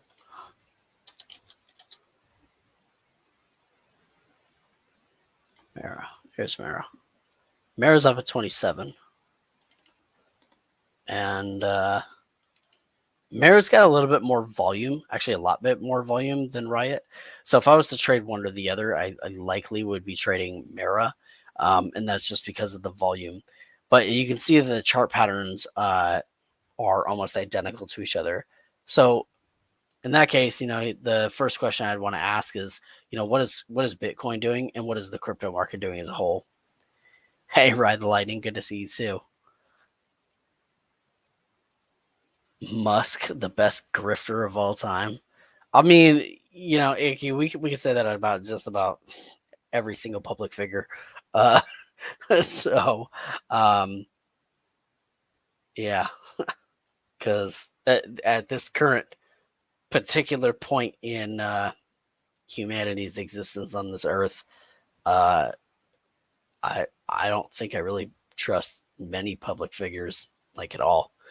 But one thing I will say about Musk is the dude does know how to disrupt, and I think having the ability to disrupt mass market is a rare quality, and it brings opportunity for anybody who's able to disrupt like that.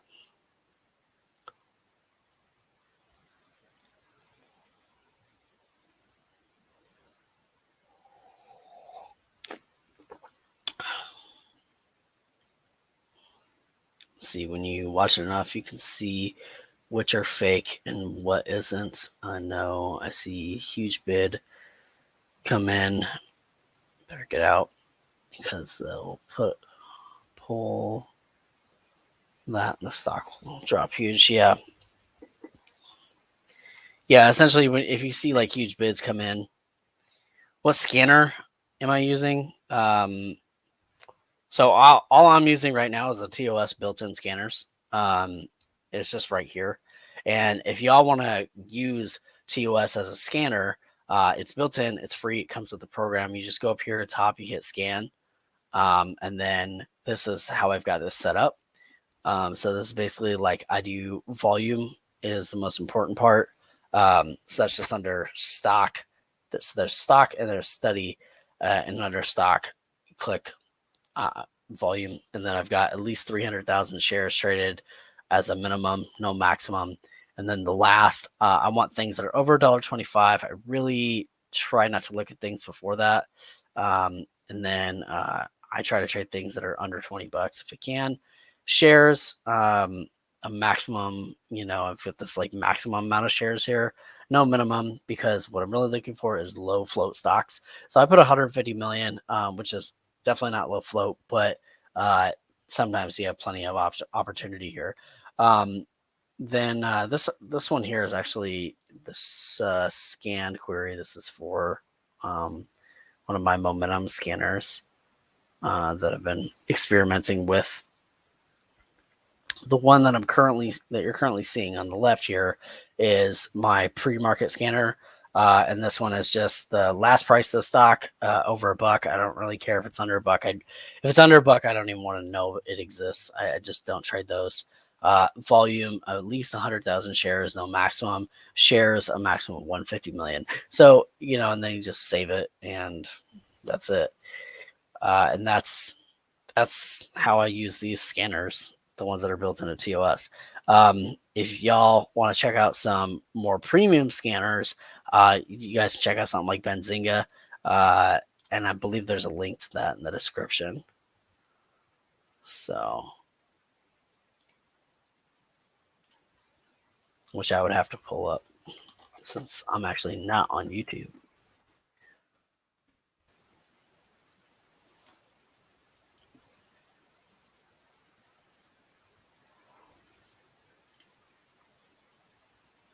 Yeah, right there. Right in the description. It's like the second link down.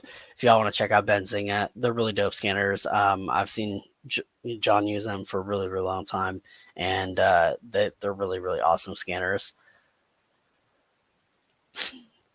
How come your bid isn't showing up on how come your bid isn't showing up on my price ladder? Because all I see is level 2. Like that's all I'm seeing here. And it's just level 2. Morning, John. Good to see you. AGMH. Let's check it out. AGMH. What you really want? I see no volume on this at all. It's definitely like kind of moving around a little bit, but you know, we've only got 10,000 shares traded right here, then 1,000 shares, and then like around 100.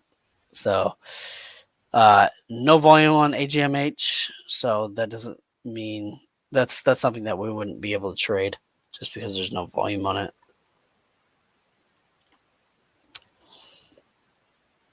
So with AREB, traded this one in the past. I've had good results with it. Doesn't look like it's moving enough. It really doesn't seem like a lot is moving right now. We're just chilling in the CTIC trade. Probably be holding that for a little while. Yeah, not all orders in the pre-market show. In fact, like a lot of orders on the level 2 just seem to be missing, and you know, just kind of. I don't use the level 2 that much. I use it like it's probably the least used indicator that I have, but I keep it up just in case. Wake up! It's the first of the month. Get up and get up. I love it, Playmaker. I was actually listening to that song like 3 days ago. Where can you learn more about order flow? YouTube, man. Like just look it up. Like how to read about the order flow with stocks. How to read the level 2. Just look it up on YouTube, man. There's a lot of information about it, but or if you use Webull has like an order flow indicator that they just have built in that you can add. It's called order flow distribution. And that's kind of it gives you like a little pie chart, so that's cool. And that one is I think I keep it up on my Webull chart. I don't have an order flow indicator other than level 2 on TOS, but yeah, that's one of them. That's one place that you can get order flow indicator. You also might be able to find some order flow indicators just around the web. If you look like TOS indicators or ThinkScript indicators, a lot of people create their own. Investopedia, that's a great resource, Chris. Here comes MULN. Let's take a look. Yeah, MULN's coming back up. And I see it turning cyan on the TTM. So yeah, this definitely has some opportunity here to move.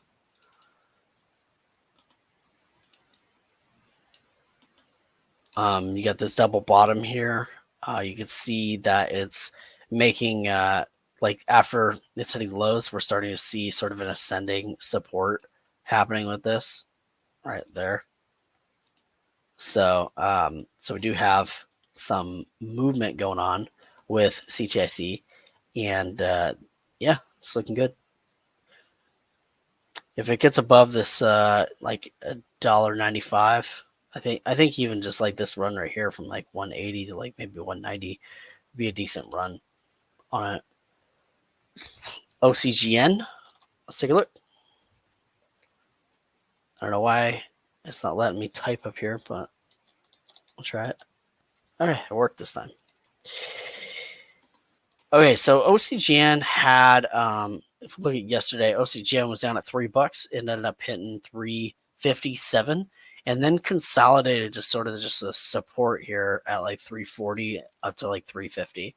So, and then the pre, we saw it come down to like around like this 335 level, which was support from yesterday, and it's come back up. So this one's actually holding support very well from yesterday. And if I'm looking at that, like there's pretty much no volume right now. And yesterday it was relatively low volume, but because it's holding the support and still kind of coming back, if this gets some volume, I think that OCGN could definitely have some good momentum today. Check back in on this trade, down a couple cents. Looks like it went down to 293. We're seeing an ABCD pattern sort of form here on CTIC. I'd want to see it get above this $3 resistance level. We're currently in CTIC pretty low shares. We're just in like 15 shares, and I'm pretty much going to be trading low share volume for the next couple of days, which is a little bit different than how I normally trade. Typically, what I trade is, because I'm trading with a really small account, is I kind of do like more of like a sniper type trade where I sit on the sidelines for a very long time and I wait for something that gets a lot of momentum, and then I just kind of like put a huge share size in that one thing and do, you know, sort of like one trade a day, and try and trade only that momentum on that one trade a day. But you know, since we're doing more like scalping type stuff right now, which I think is appropriate for this current slow market, we're doing kind of smaller trades. Can I explain the TTM? Yeah. So I've got a whole video that I've recorded on the TTM, but I'll briefly run through it right now. So the TTM is it's this Ttm Squeeze Indicator, which is built into Thinkorswim, and it's this indicator here where you see these colors on the bottom, and the TTM is basically a momentum indicator. So we can see here right before CTIC had this run, it had kind of gone flat, and then you see that we're starting to see this sort of like stack up in the TTM. So you can't see where I'm pointing, but like right down here, if I hover over these, you'll see a number. Then that number is basically a quotient of sentiment. When it goes cyan, that is momentum sentiment that is going upward. When it goes to dark blue, that means that momentum sentiment that's up, that upward trending momentum sentiment is beginning to cool off. And then when it goes red, that means we're seeing a decline in buyer demand. And then when it goes yellow, we're seeing some consolidation of that buyer demand. And I'll try to just explain this quickly. So you can see here, this was at 1.8 as the momentum quotient, and then it goes to 5.7, and then 9.4, and then 10, and then a little bit of cooling off there on that pullback, and then back to 10, and then 15 and 17. You can see the momentum quotient is starting to get higher and higher, and that led up to this 335 top. So if I was trading using the TTM, which I normally do, my entry would not have been on this first one, but likely would have been around here on like right here or right here. And then we would have this pullback. This would have been the ideal entry point. But if I was making my trade based off the TTM, it likely would have been like right there, this candle prior. And that's because what I'm looking for on the TTM is I'm looking for this momentum quotient to be increasing, typically by a factor of 4. So we saw, 1.8, 5.7. So it's basically 4 right there. And then it goes up to 9. There's another, increase by 4. So that to me shows that it's getting momentum and sentiment is going towards the positive side on that particular stock. And so that's what's going on with the TTM, and that's how I use it. Now, subsequently, when it falls down, so we hit this high here, and then we saw this cooling off period, which is represented by the dark blue. We go down and it switches to the red, and then we start seeing that yellow as consolidation, a little bit more red, but not much. And then we start seeing this consolidation got bought up, and then we saw the cyan come up a little bit, and then it switched back to the dark blue right here. And so now we're starting to see a little bit of decline which is not fun because I'm currently in this at 296. But also, I see this as a support level because we got this sort of support right here at this like 290 level. Then there's another like, there's more support showing up here. But if we're looking at the TTM, we are seeing that, the sentiment for it is on a downward trend at the moment. We'd want to see this go back to yellow and then back to cyan, just like it did here. And if it was to do that a second time, likely our momentum and our sentiment would be stronger than it was before. And when we look at this, we saw this went from 1.9 to 2.7 to 3.4 to 4.3. So you saw earlier where I was saying that we're looking for a momentum quotient of an increase by at least 4. This was only going up by 1 per candle, which is not enough really to sort of sustain the momentum that you're actually really looking to see. But we are seeing on the current candle a switch from red back to yellow. And I think that this does still have plenty of opportunity left into it. And possibly even a decent entry point right here. So that's how I use the TTM, and that's an indicator that when I found that indicator probably 9 months ago, and that was definitely a game changer in my trading. I may actually average into this position a little bit. Not very much because it's pretty much right at break even, but I'll pick up a few more shares. See if I can get in like 293. There we go. So slightly reduce our cost basis, not by much, but something. And I think I'd be looking for this to hit like 315.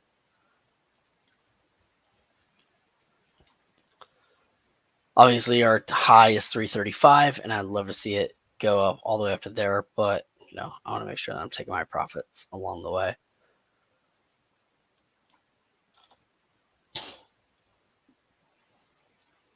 Yeah, always happy to help. Always happy to explain what my thought process is on these things. Who is this guy?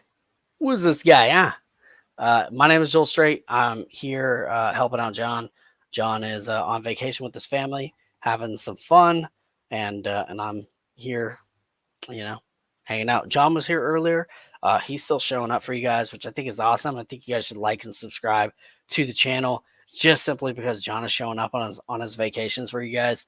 So like, subscribe, and ring the bell because I think that's something that he deserves. I mean, he's showing up here on his vacation. So Joel kidnapped John and locked him in the basement.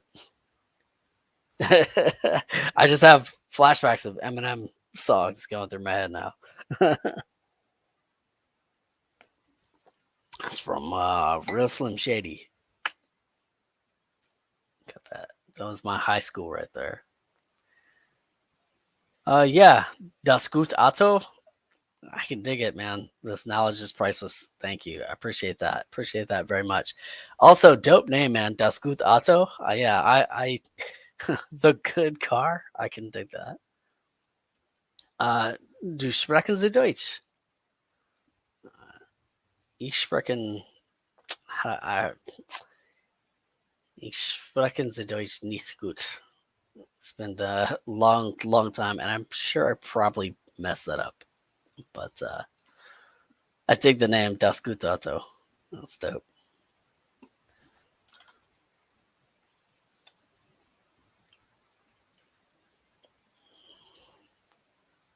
So we saw a test of the Vwop here on CTIC. We are still seeing some consolidation on it. But how's this volume? Average volume is 82K over the last 30 minutes per candle, 82K per candle. But it is a little bit lighter volume than I'd like to see, and a little bit less lower price movement than I'd like to see. I want to see more price action than this.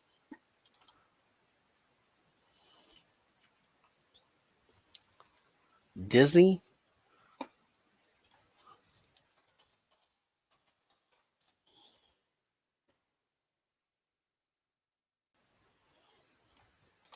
You want me to check out Disney? Let's see. Hang on, this thing's dropping. I want to watch this for a second. Not seeing much price movement on Disney at the moment. All right, so we did get a rejection of Vwop on CTIC.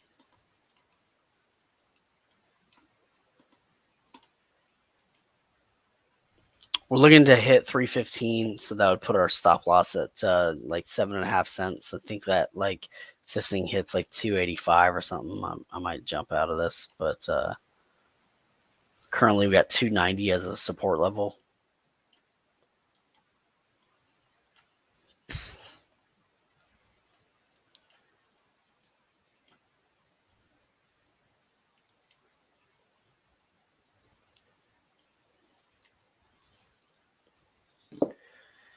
One thing I really don't love about the iPhone 13 that I just picked up is that there's no Touch ID. I know there's that Face ID, but I'm just not quite into that.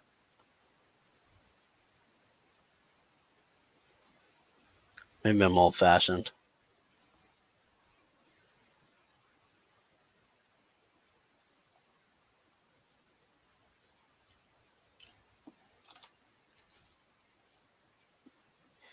Muln again.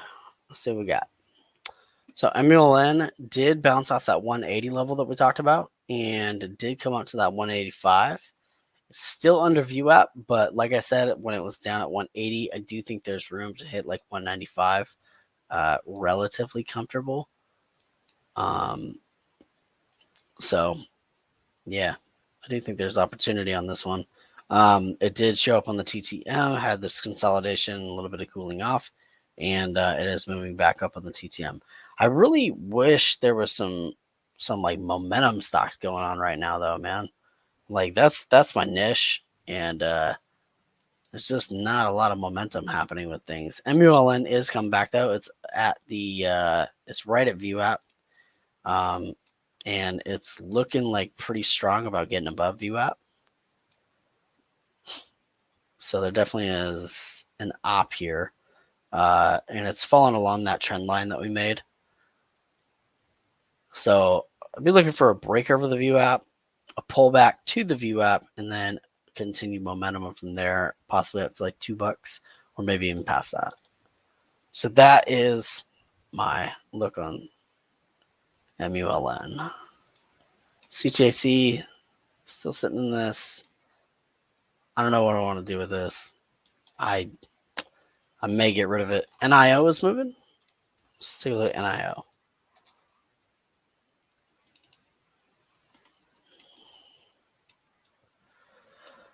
So NIO, we've got this. I don't know when I drew this trend line, but I did it at some point in time, and it stayed pretty consistent.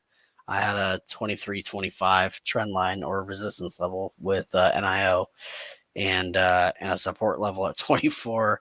And you can see, I don't know when I made these. I did it at some point, but you can see that it popped up and hit right at that resistance and came right back down to that support and kind of ran there the whole day. That's why technical analysis is so important. It makes things so much easier to kind of predict where things are going to go. And there's actually, John's got a video on technical analysis in the description below. So if y'all need some refresher on technical analysis or just want to understand it better, you should check out that video. How do I get buy and sell arrows on my TOS chart? So if I go into, if you go into settings, yeah, how to think about it. So right down here, if you right click and then there's style, and you can go to settings, then in your settings, it's in one of these, just this one right here, show trades and show orders. So that's how. Show orders, show trades. Yeah, all these things that are checked right here. So that's how I get the arrows to show. Or unless you're talking about the volume arrows that I have, but I don't see any of those on CTIC right now.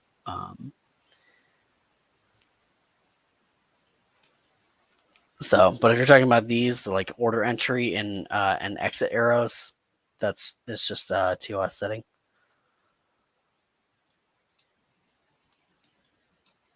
So this is one thing that I wanted to mention here. So this is the EMA 35, and this is not a 100% accurate indicator, but I have noticed that when the 35, this dark blue line crosses above the 26, a lot of times that shows sort of like a period of consolidation and an opportunity for things to come back up. So that's something that I've noticed. I would say the accuracy is debatable, probably somewhere in the 70% range, maybe 65 to 70%, but it is, tends to be more of a positive indication. Seeing a lot of slowdown on CTIC, and for that reason, I think I'm gonna get out. So, and I'm seeing a pretty big sell wall stack up on there, so I'm going to throw my order out here at like 290, and just take the loss. Small, it's like $1, but yeah, maybe let's try and put it flat. See what happens.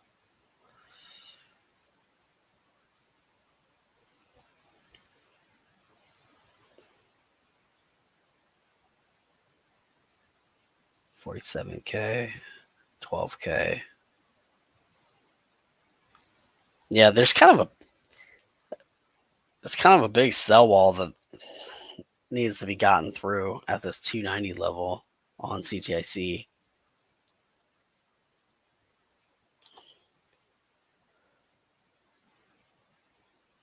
Why I want to do that? Looking to be super bullish. I'm just gonna get caught up on the chat because I'm not really sure what's being talked about.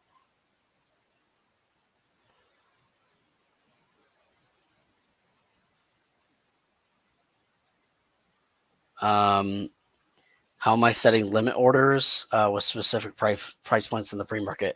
So you just change here to time and effect. Change it to good till cancel, then extended or extended.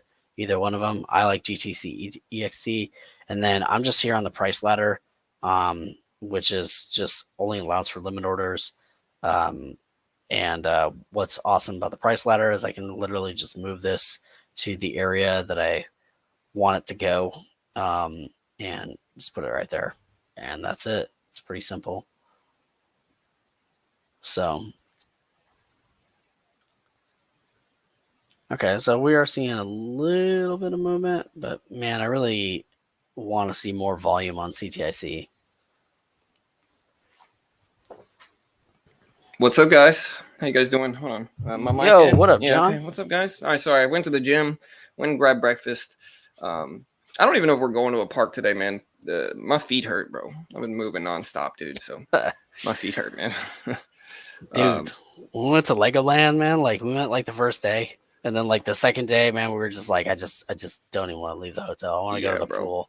Dude, it takes it out of you. Just the heat. Like we were drinking so much water. I know yesterday at the park, I had to stop at like every bathroom because I was drinking like 4 or 5 bottles of water, just trying to keep out of the heat. It's weird because when I left Houston, it was cold. It was like 50 degrees, 40 degrees. So it was colder. And then here it's like 85. In Orlando, it's like 85, 90 degrees outside in the middle of the day. So it's hot. Yeah. Bro, my feet hurt from yesterday, not from the gym, Chris. My feet hurt. My feet hurt from walking probably a solid 5 miles plus yesterday at Disney World. So, are you still in CTIC? No, I got out of it pretty quickly. I got out of it. I lost $4 with 50 shares, so I lost 8 cents per share. So not much. I can't remember where I got out of it. I got out. I didn't want to leave it sitting while I was gone, and so I think I just cut it before I left. Yeah, for sure. That makes a lot of sense. Yeah, And that goes right back to what we were talking about, like managing risk and why it's such a key element to profitability. Right, for sure. I think humans have these urges to just kind of go for it, and I think one of the conditioning things that you need to do in trading is just kind of limit those urges, because you'll get the urge and be like, yeah, I'm just going to go for it.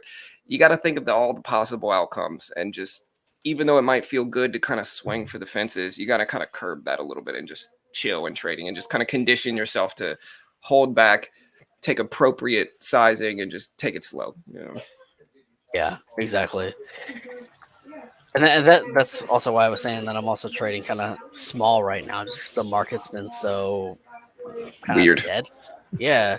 Yeah. Weird. For sure. Exactly. So I'm just trading small right now. Yeah, for sure. Makes sense. Disney parks, you have to time it right, sit and rest every hour. Yeah, that's about right. I mean, it really was great. We got in these rides within like 10, 20 minutes each. So we got to do everything. But it was still, the parks are so huge that just the treks from ride to ride, were just long. And with kids, I have an 8-year-old, 12-year-old. It just takes a lot out of you, Yeah, for sure. So, John, was your workout music just you listening to the stream? No, I was listening to Kendrick Lamar. Oh, nice. A little bit of Jack Harlow, Oh, Jack Harlow's good, man. Yeah, man. That Nail Tech song's cool. I like it. Kendrick Lamar, Be Humble, swimming pools, all pretty good, Just got a big volume increase on CTIC, 230,000 shares all of a sudden. Nice. Yeah, if it gets back over the Vwop and holds like specifically $3, I think $3. I think $3 was the original dip buy level. I was tacking at first. So if it can get back over 3, it looks pretty good. It looks like a GFAI slowdown. Yeah, right now there's like nothing really moving. Riot and Mara are kind of showing up a little bit, but yeah, slow days. Did you see what WKHS did? Workhorse? No. Look at Workhorse, man. Workhorse is acting weird. It ripped all the way up to 345s this morning in pre-market. We're kind of low volume, so I don't know if I'd consider it a rip, I guess. And then it just dumped just in the last. I don't know if did it have earnings? Because it just dumped under the Vwop really, really quickly. Really weird movement this morning. Yeah. Let's see. Workhorse reports fourth quarter and full year 2021 results. Okay, so yeah. So they just dropped that. Okay, that makes sense. Or 9 market time. Yeah. So they just dropped that 2 minutes ago. Yeah, they're going kind of. They're looking strange, but that makes sense now. It's just earnings, Okay, so we did get a crossover on CTIC just now. That might trigger some movement. Yeah, I hope it does because there's just not enough like volume going on. I mean, there's 50 to 75,000 shares, but because how big the float is, right, we're just not seeing a bunch of price action on it. Right. Yeah, exactly. And it's just been a slow week. Not a lot of crazy action. I mean, we've had a few penny stock runners, but it's not like a crazy volatile week. The volume's slow in the broader market, I think, probably just from apprehension from Russia, Ukraine. Yeah, for sure. What's fascinating about the Russia-Ukraine thing is like I'm seeing like major news outlets that are reporting on it, and a lot of them, including themselves, are saying, "Wow, we thought that we were showing you official footage, and turns out this footage came from a video game." Or it turns out, no joke, dude. This is like a huge thing. Oh no, I've seen those videos I think before where it's from those army games where they're shooting it into the sky. They're shooting at like airplanes, and it's like the machine gun shooting at planes. Yes, there's a bunch of that. There was an image circulating around that's going viral of the Ukrainian president, and he's like out in like body armor and like has a rifle and stuff like that. And the story goes that like he picked up a rifle, donned his body armor, and is fighting the Russians right now. But then it's the actual truth is that like the photos from like a year and a half ago, where he was like doing some like support the troops kind of thing. Yeah. And so there's all sensationalized, this, like, yeah, there's all this sensationalism going on with it. and all these like fake images that are cropping up, and it's kind of funny to see. And then I'm seeing like, you know, news companies like Fox or CNN or whatever being like, so we said that news, and turns out that this you know, this was we were given, you know, bad video. You know, damage control now, you know. Yeah, right. That's kind of how it goes. Funny. They're just trying to get clicks like anybody else, so they're just kind of like, look at this, exactly. the stuff's going on, you know, watch it. Mm-hmm. And really, it's like nothing like that. They just got to make it. It's kind of like, I explained this to my wife about the stock market or anything that you watch, right? But it's like anybody is trying to get as many clicks as they can, you know, including major news stations. Like they're just trying to get views, you know. So are they going to be like, hey, the market's kind of slow right now, you know, we're all just kind of a waiting game right now? No, they're going to be like, oh, this crazy stuff is happening. And to a certain extent, in the last 2 weeks, it has been, but generally it's pretty slow. But you got to hype it up a little bit. Yeah, for sure. So CTIC rejected the Vwop. Yeah, right there. Yeah, Chris says, you mean Fox or CNN actually made a mistake? Yeah, never, not them. Yeah, it's the Arma 3 game. Robert's right. I've been seeing those videos because they'll catch me. It's specifically on Facebook. Facebook will catch me. They'll be like, yeah, these are true images from overseas in the Middle East. And I'll look at them and I'll be like, that looks digital to me. And then I'll look at the comments, and the comments are like, this is from the Arma 3 video game, bro. You know, so it's like they just want clicks, you know? Yeah, for sure. But yeah, I think I'll stick around for a little bit maybe, but I might eat breakfast and then I'll come back right before the open and kind of trade a little bit, you know. CTIC is kind of like, I think I'm probably going to get out of this. I'm in at 295, so you know, well, today's like 4 cents a share, but it's just today's one of those days where you gotta. Honestly, I think in terms of longer term movement, I think MULN is like the better looking penny stock today in terms of like long term trend. Like if y'all see my chart here, and you look at a 5-minute chart, MULN's interesting. It's holding support at the previous closing price. It's trying to hold support there, and so I think that one looks kind of interesting. So if it can continue to hold there, and specifically get over the VWAP, then we might be having some good action. But we'll see. Yeah. Here, sorry, I'm gonna bow out real quick. I'll be back later. I'll put your screen back up. No worries. Okay.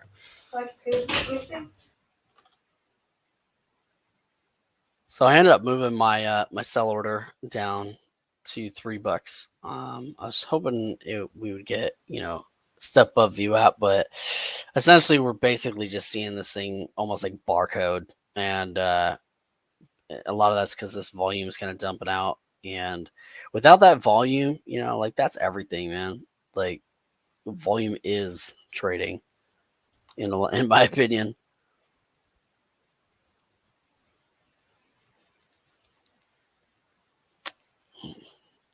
Let's see. Like Putin riding the bear. I haven't seen that one, but it's probably pretty hilarious.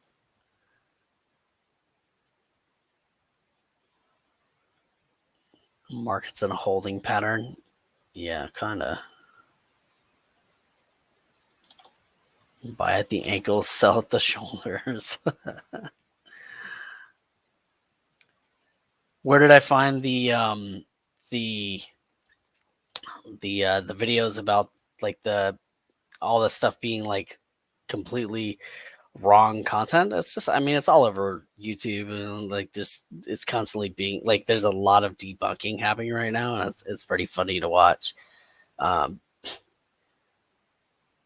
I think it's funny to watch just because like I don't get involved in politics in any way at all. But I just think it's funny, and John's right. It is just, it's about getting views. So you look at MULN. So MULN, we talked about, if it gets above the VWAP, and this is why the VWAP matters a lot.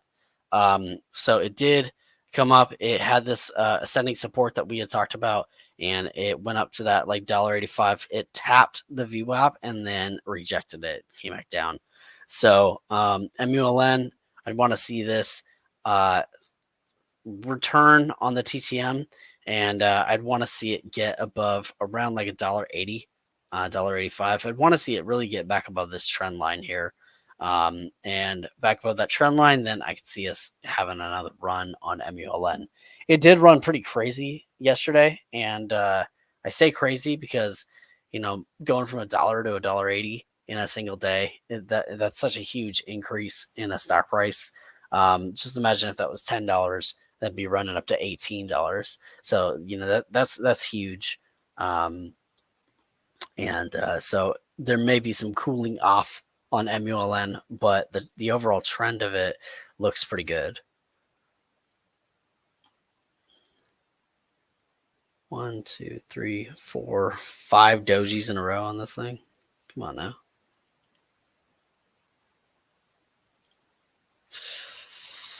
Oh yeah, it's March today. New month.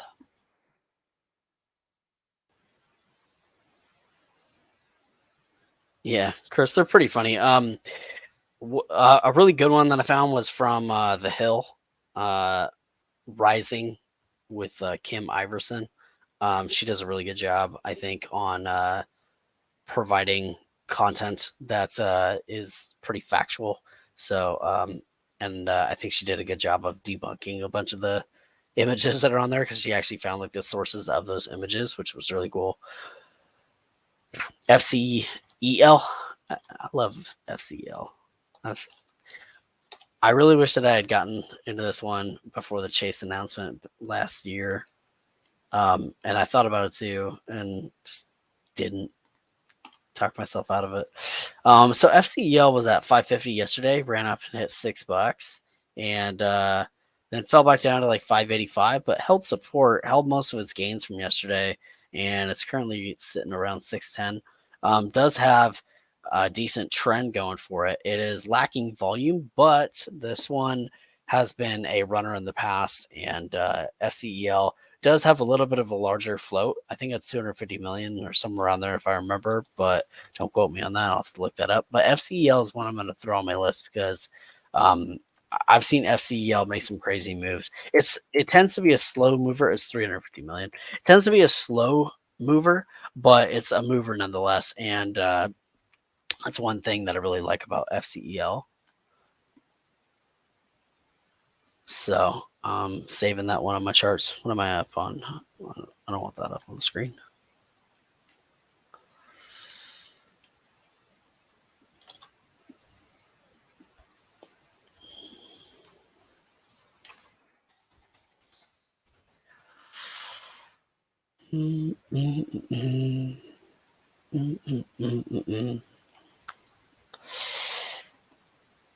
IMP or IMPP.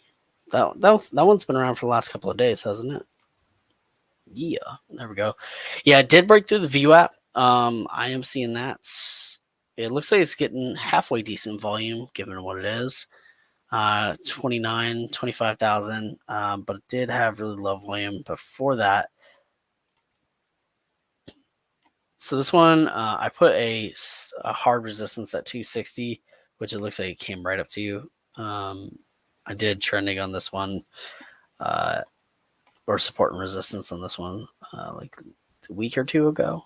I want to say it was about a week ago. And looks like 235 is a really hard level for this one. So it did come above the Vwop. What you want to see now is we'd want to see it kind of come up to this range here, and then maybe pull back to the Vwop and rip up past that. Or considering that we're so close to the open, we'd want to see this one essentially rip above the Vwop and go from there.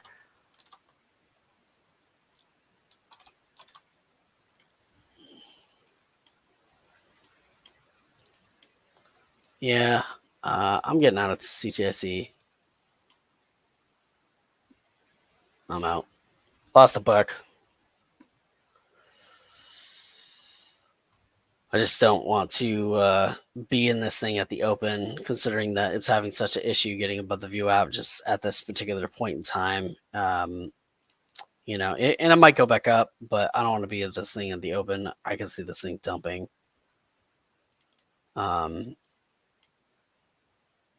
Yeah, I don't want to be in that.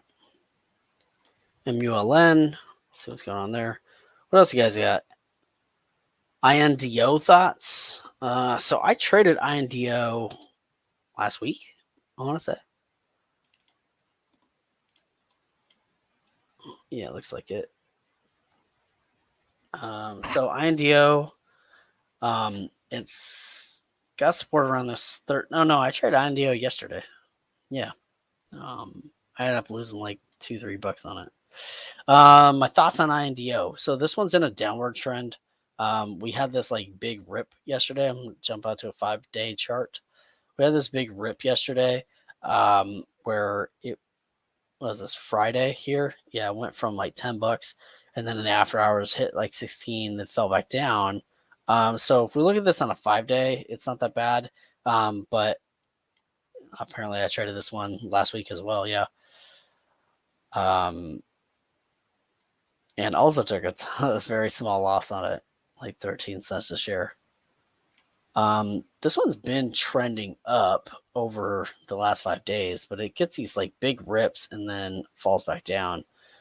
This would have been nice to hold on to that through that rip, but that requires me to go against my strategy, and I'm not about to do that.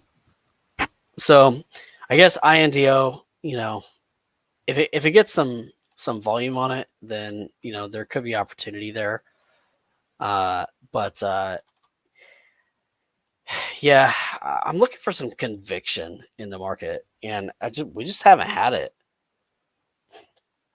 We'll see things kind of pop and then drop, and that's all we're really seeing a lot of right now. And that's not the way that I like to trade. I like to find something that has like some commitment and some momentum behind it that makes real run in one direction and then makes the other run in the other direction. So just not really liking what I've been seeing a lot in the marketplace right now.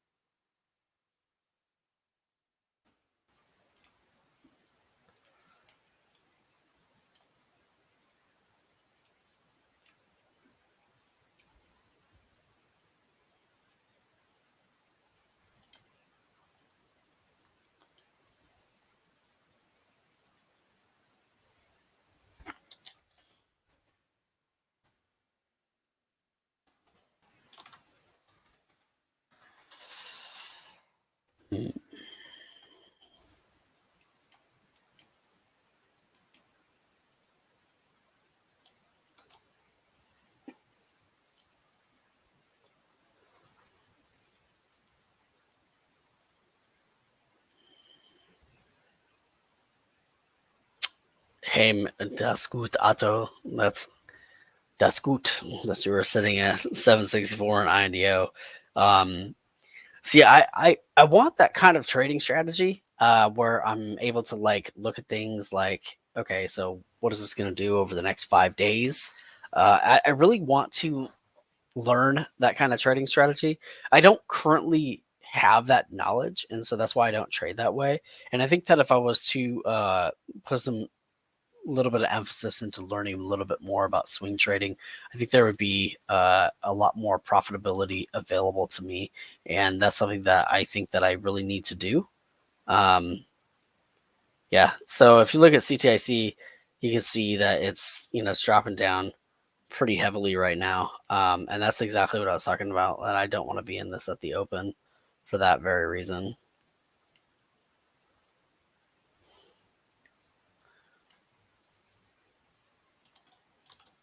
Let's see what else we got.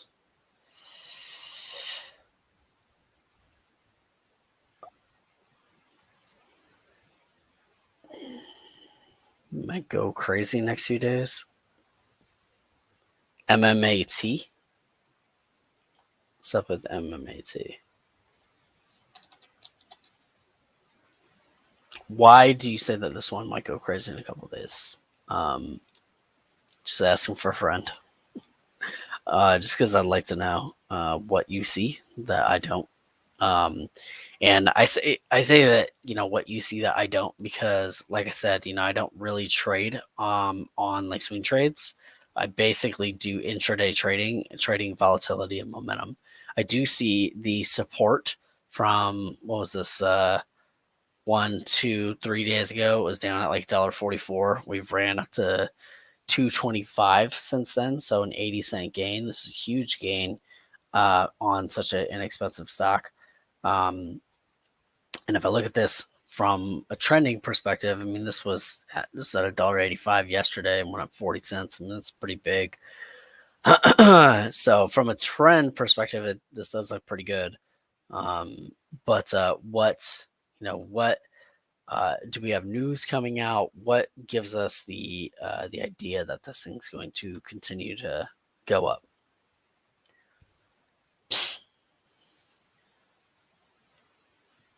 Where's the top volume over $10?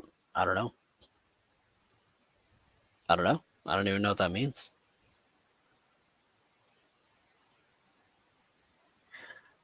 Oh man, it is mad slow today, dude. PLTR and CEI have read up and down. Yeah. CEI, this is like one I've just never been able to talk myself into trading. I think I have traded it before, but it's always been super, super, super cheap, and that to me always keeps me out of these kind of stocks. It has to be above $1 for me to even consider it. But that's me.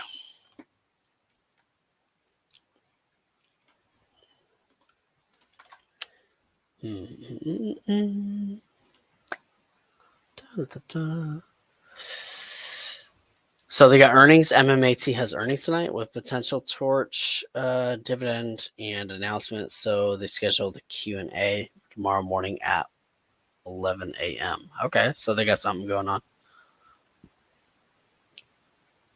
Earnings tonight, a special dividend possibly announced. What are we in right now? Oh, we're on CEI.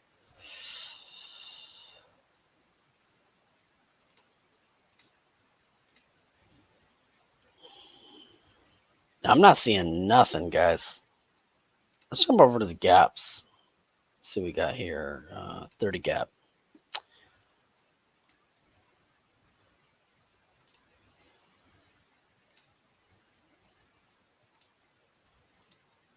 It is super, super, super slow. Like so slow. The most volume in stocks over $10. I don't know. I don't have a scanner for that, but I can make one real fast. Let's see. Last $10. We'll get rid of the max. And let's make the volume at least over 100,000. And why don't we get rid of the shares while we're at it? So no max shares, minimum $10, at least 100,000. And scan this real fast. And let's save this scan query as movers over $10. Let's jump over the charts. Let's check out that new scanner. So our biggest mover in terms of volume is LCID. And then next up is SoFi. SoFi going from 11.75 up to like 12. And then just kind of consolidating, not really doing a whole much after that. But SoFi I've traded plenty of times. And while I don't know about holding this thing long term, it's definitely made some moves within the days pretty well. Obviously, we had this downward trend here. We stopped out at like 850. And then we're seeing this come back. Now we're all the way back up at $12 over the last 1, 2, 3, 4, 5 days or so. 3 days. Yeah. So SoFi would have definitely been a dope swing trade. But it may have momentum today to be able to actually trade it within the day. LCID is kind of falling down some right now. The movers over 10, we've also got CSX, which doesn't have enough volume to really chart it, and anything past that's going to have even less. So that's what's up with the movers over $10. See what's going on in the 1226 crossovers. IMPP did make some moves, but just kind of sitting there. We're coming up on the open here. Only got about 5 minutes of the open, and yeah, I think we're probably just gonna sit and just wait for the open and see what happens.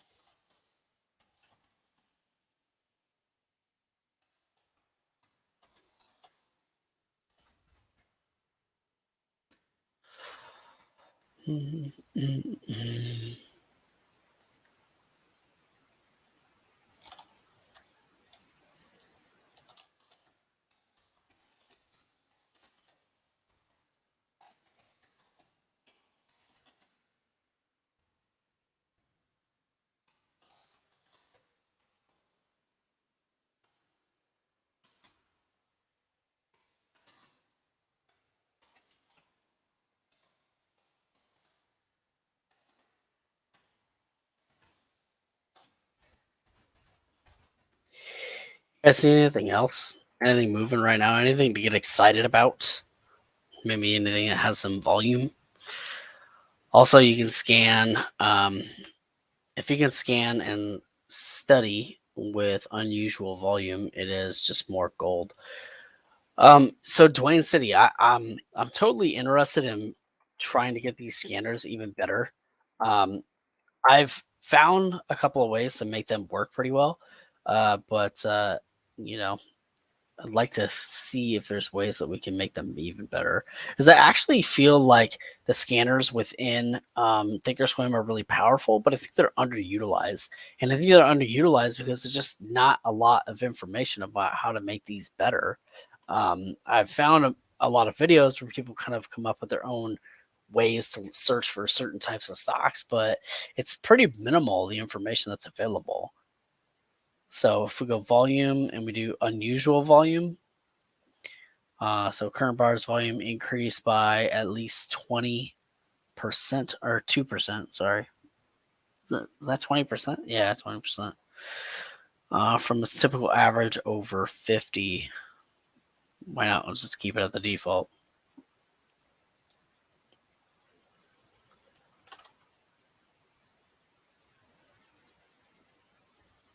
There we go. We got some scans on this. So I'm just going to save this as it is and just throw in unusual. Unusual. Boom.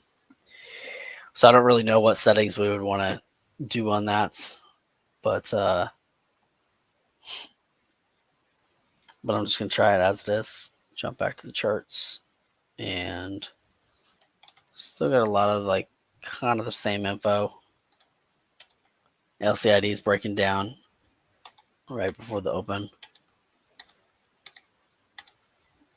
I'm going to jump over to my main scanner. Actually, I'm going to look at the 150 gap today.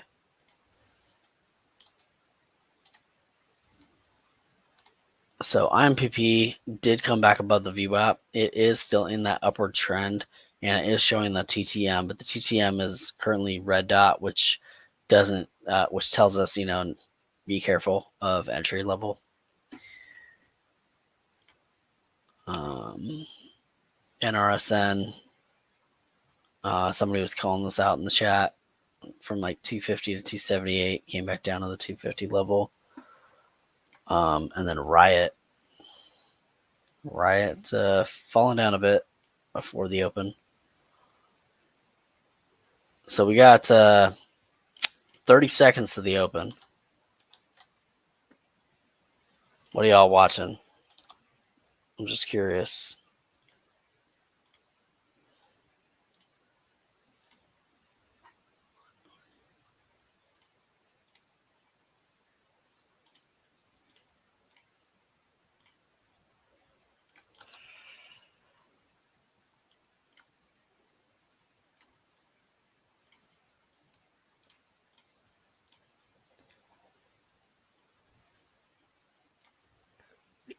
TWTR, so Twitter and DraftKings. 10 seconds to market open. There we go. All right. Let's see what we got going on. So MULN coming back up. A little bit of a pop here at the open. Let's jump over to, I'm going to jump to a few other scanners here real fast. CTIC falling down. MULN coming back up, hitting that $1.75 level. AREV down. IMPP coming back up over Vwop, hitting that 225 level. Pretty important spot right there for IMPP. MRSN or NRSN, sorry. This one's putting in a possible crossover, but it's got a long way to go to hit the Vwop. Another like 30 cents. There's like a 10% move or a little bit more. So that's pretty, got a long way to go for me. What else we got? Yeah, I'll jump back over to MULN. MULN is dumping down some. We've got a support level listed here at around $1.59, $1.60. So MULN, I'd like to see it not only get above the Vwop, but also to break above this trend line that we had created. So basically $1.85. That's what I'd like to see for MULN. Let's see what else is happening. CTIC falling down. This is exactly why I didn't want to be in this at the open, because I was seeing this downward trend, and I just didn't see it come back up. AREV not really moving.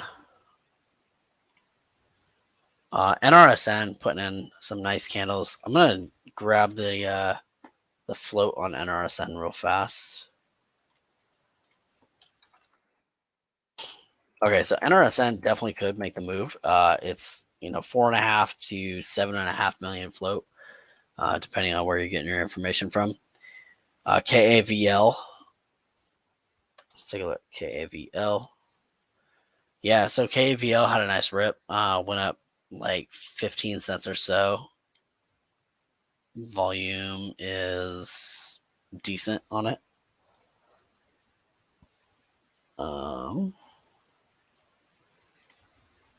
IMPP falling down. I'm going to throw NRSN on my watch list for the day. What's happening with Riot? Riot's falling down. BBIG is like barcoding. KAVL has some opportunity here. But I'd like to see a little bit more movement on it, but it's not too bad. KVL is a 13 million share float, so we could definitely have some momentum going on with that.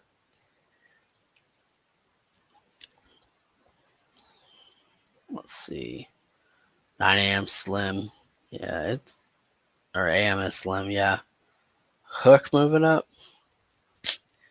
KVL's making a little. KVL's having some price volatility, which is good. You said hook? Let's see if we can hook us a trade.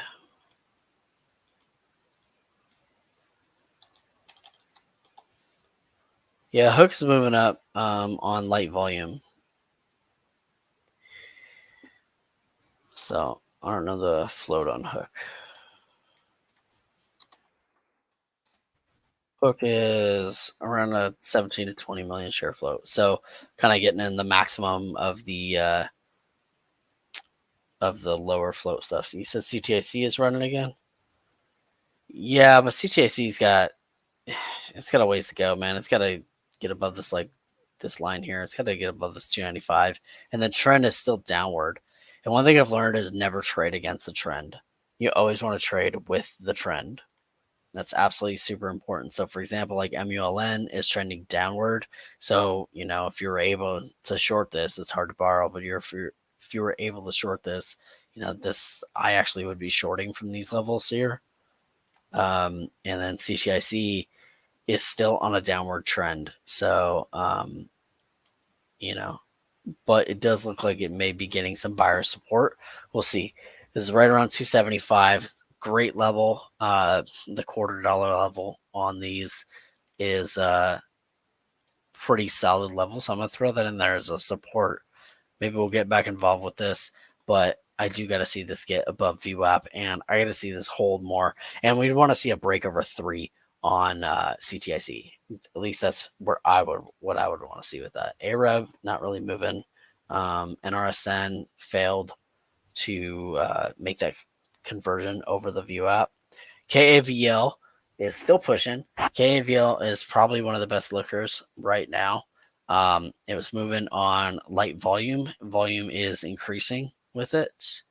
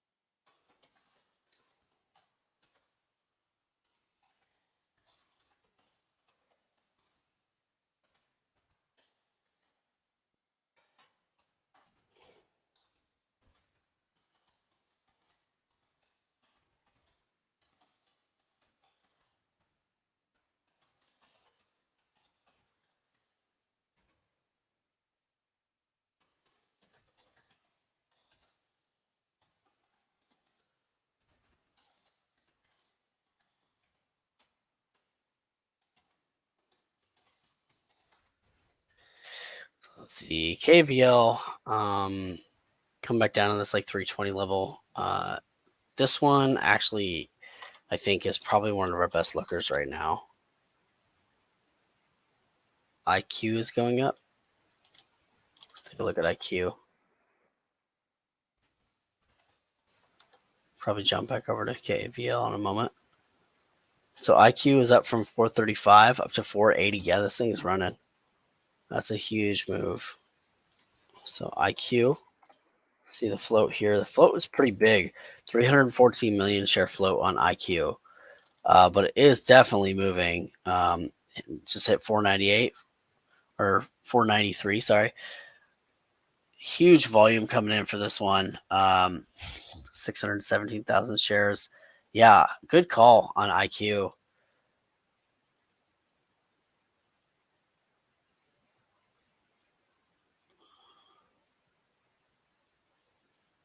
Good call, Daniel. IQ looks good. Hitting $5, 510. Just even that would have been a nice rip to get in that like 490 level up to that $5.10 level. So IQ goes on my list today. From this on, IQ. Probably gonna take MULN off the list. I'm taking CTIC off the list. Taking LCID.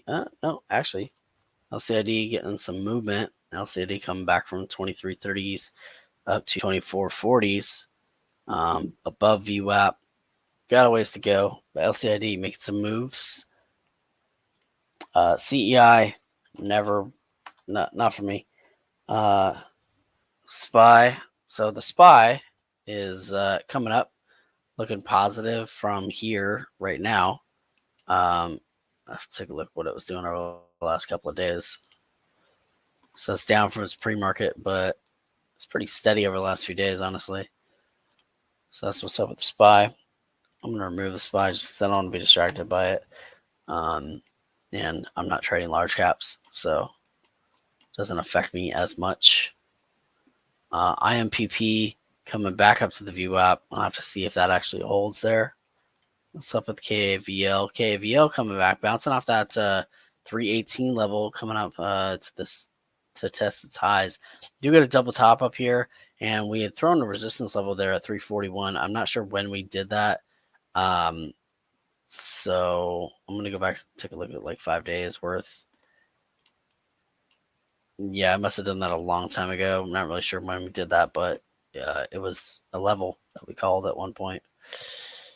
Take a look at this on a month basis. Looks like 345 was the high sometime within the last month. And it fell back down to like the $2, $1.85 range. And it's testing its high right now of 345. So KAVL testing highs, making new highs on the day, and only 8 cents away from its high over the last month. KAVL looking good. Lots of selling pressure today, yeah. ATXI, what's up with ATXI? ATXI, boom. Yeah, ATXI is definitely moving. Chart looks pretty good.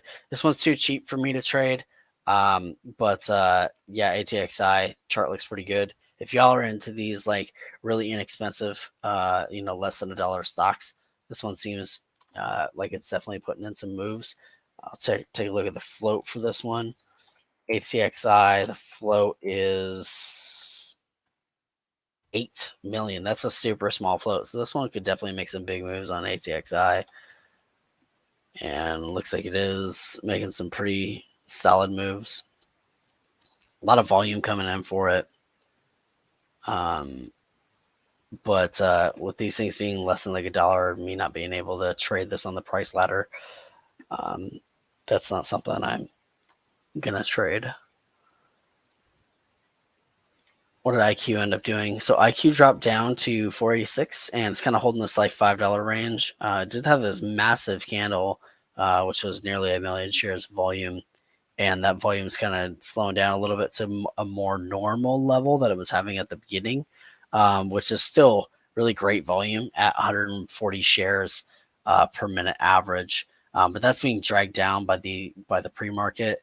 So if I'm looking at it, I'm seeing more of like 300,000 shares traded per minute.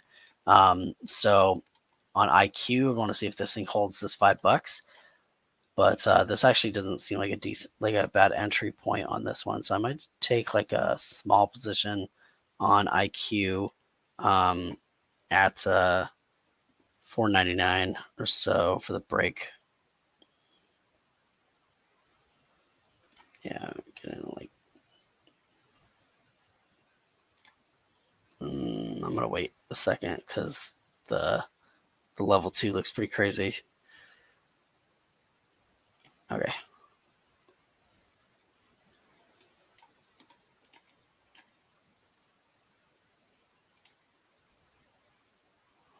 Not taking that trade yet. We're going on the TTM. TTM on IQ, we're all the way in the 30s, and we are bumping up 2 momentum quotient points at a time. Your next life, you want to work at a hedge fund? Okay, well, rock on. Do you? KAVL dropping off on those highs there, but remember that KAVL's high over the last month was actually 345. I'm gonna take a look at this in the year because I don't actually know when this thing debuted. Looks like 35.40 on KAVL is the high of the last year. This is crazy. It's lost like 1,000%. So that's huge. But over the last month, 345 is the high. And we're testing that high over the last month. So, and I tend to put more emphasis on the stuff going on in the last like 30 to 40 days as opposed to the year for myself. So we've got this this high here, this $5.10. IQ is probably one of the best lookers today, and KAVL that I'm seeing. ATXI still ripping. Yeah, one thing I really like about ATXI is how small the float is. Even though this thing's mad cheap, holy moly! Yeah, you are not kidding, dude. Oh my gosh, that thing, it looks halted. And we were looking at that at like 70 cents or so, 78 cents. This thing's up to 94. I mean, like that is 20 cents share on something that is, you know, ridiculous cheap. I mean, you could easily buy 200 shares of that, and you know, that'd been like a $40 trade. That's a great trade. ATXI going crazy, crazy. I wish I could trade these ones that are this cheap, but it's just I trade on the price ladder, and it's really difficult because you're trading like these like fractional pennies, which TOS doesn't allow you to do. TOS, you have to have things be at whole cents. So it's got to be 91 cents, 92 cents. Can't be like 0.9115 or something like that, which drives me kind of crazy. But also at the same time, it's what it is. So ATXI ripping like crazy, crazy. Map showing more green than Red Sox today. Watch my GTC and EXT. Why?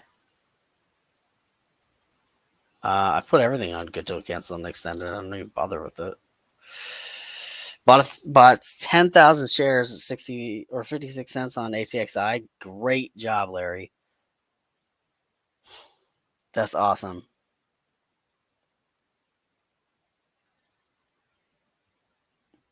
Sorry, yeah, work distractions, Playmaker. ATXI is going crazy. It's halted, 94 cents. Wonder why. Let's see what kind of halt that is. KAVL coming back up off that 315 level, bouncing off of Vwop.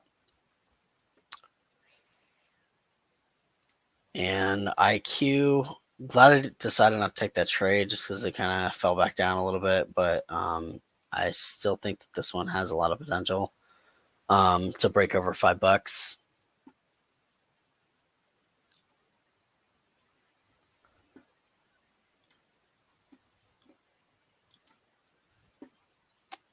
So ATXI was halted at 44, and we're at 47. So 2 more minutes on the halt on ATXI.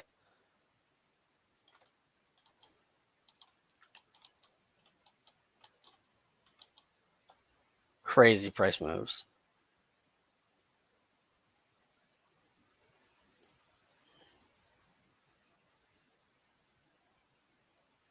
Yeah, Larry, I'd like to see it break $1 too. I honestly wish I had taken that, the entry at 75 cents. But I don't know why Thinkorswim is so challenging to trade things that aren't whole pennies. They're weird about it. Like every time I try, it gives me like a rejection. But it'd be nice just because it has like fractional pennies. I don't know why they freak out about that.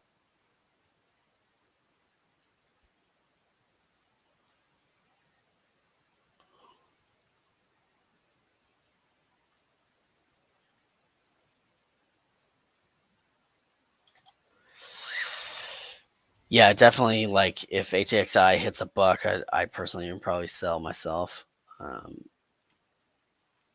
I would sell out of the stock myself. That's myself and my own opinion. So about 30 seconds to a minute on the resumption, hopefully, if it's a 5-minute halt on ATXI. KAVL putting in new highs. KAVL ripping.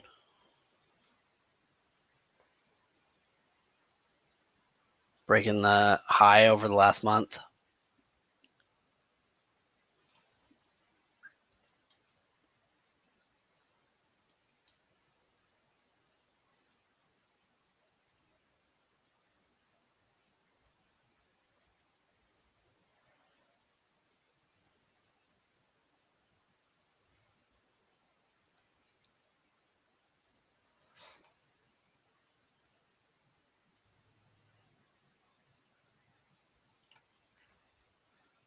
Getting into KAVL. I don't normally buy these highs, but seeing the momentum stack up on this thing. So see if we can get out of like 375.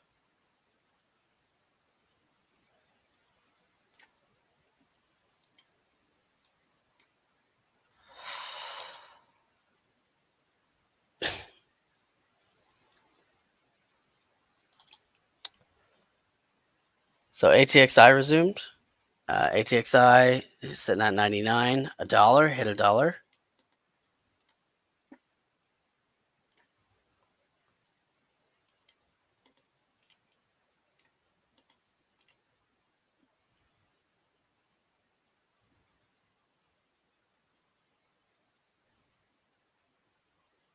ATXI at $1.04, $1.06, $1.07.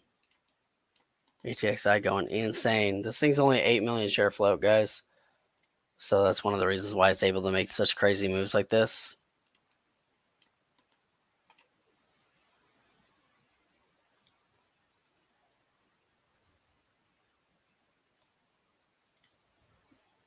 ATXI, $1.08 now. Wow, this thing is going insane. Huge, huge rip. Oh my gosh.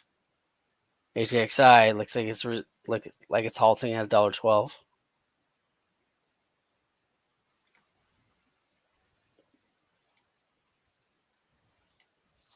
Take a lucid off. Take an IMPP off.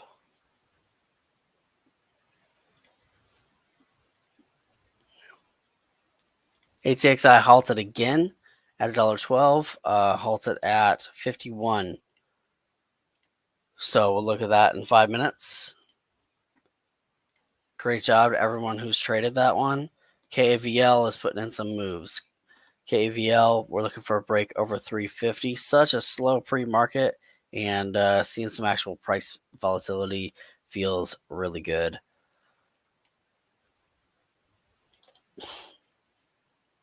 You got in at 30 cents. Great job, Market Hustle. That's awesome.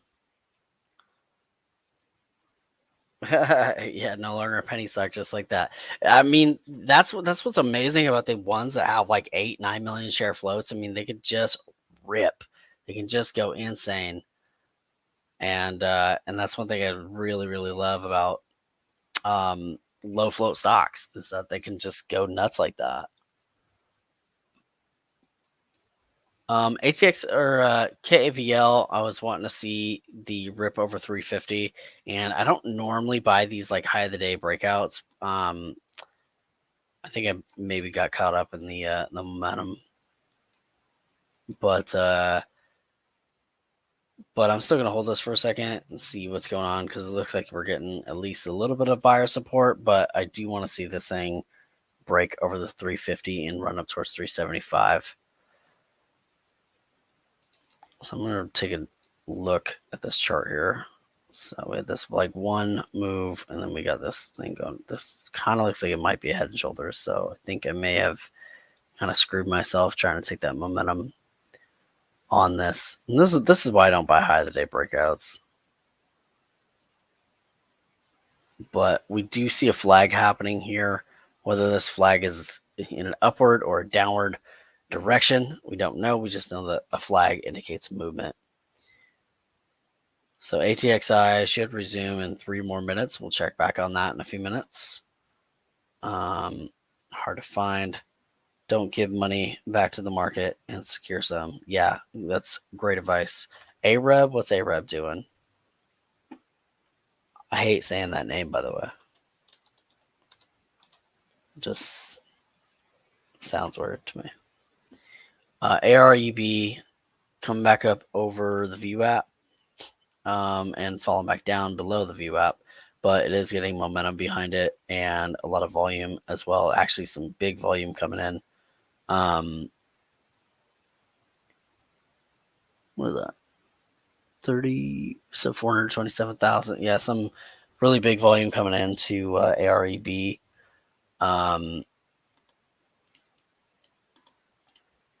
KVL sitting here.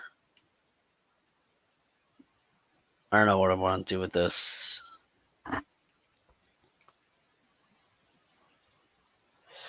So I think that what we're going to do with this is I'm going to actually lower my sell order. I'm going to bring it down to like 365. And then what I'm also going to do with this is if this thing gets below, so we're at 349 now. So if we get below like 335, we'll use 335 as a risk on KVL.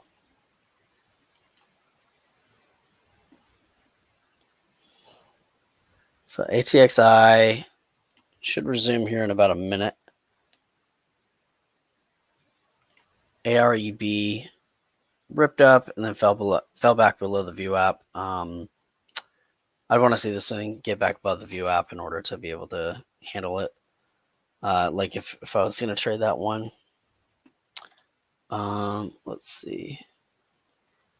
Been a while since we had the 200% runners. Yeah, not a lot of those going on. Great trade, by the way. Anybody who's a KTXI, I honestly wish I did. If anybody knows a way around Thinkorswim's like weird, fractional penny issue, please let me know, because I think I could easily work that into my regular trading strategies, but yeah, because I normally trade on the price ladder, TOS is weird about this. So I'm right at my risk level on KVL, and it's not looking good. I'm seeing volume kind of die off. Yeah, I'm gonna take it off. Let's throw this at just gonna take the L on this one too. Keep my wrist tight on everything these days. I'm just gonna hit flat. I'm out. Lost like $2. So here's the resumption on ATXI. We're all the way up at $1.20. Oh my gosh. This thing is going insane.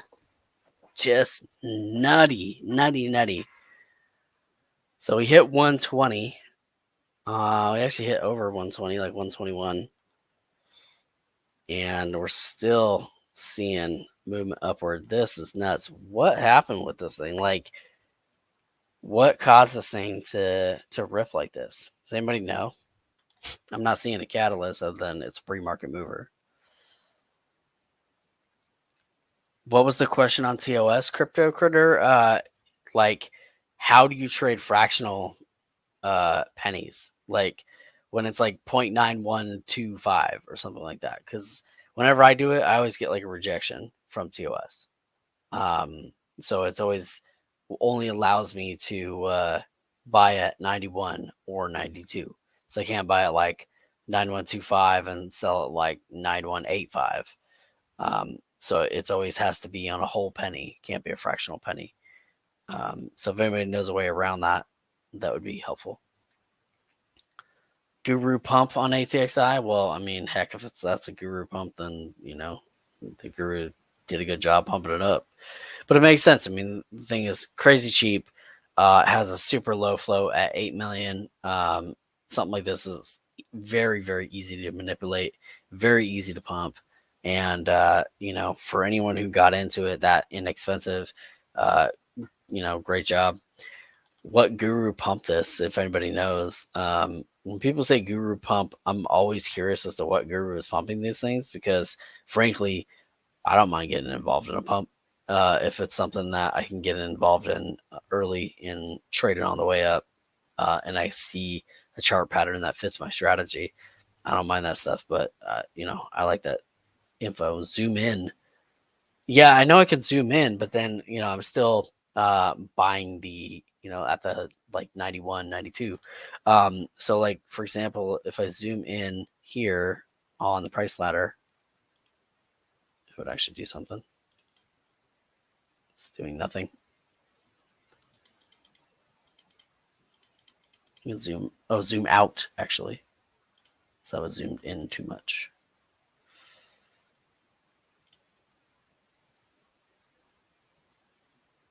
So I guess that's not.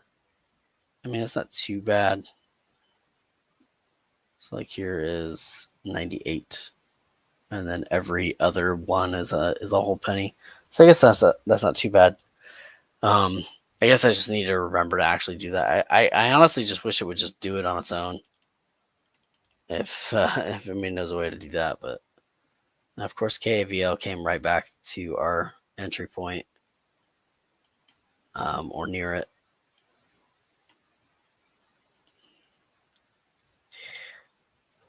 Been having a weird week, like a weird time trading over the last like 3 months.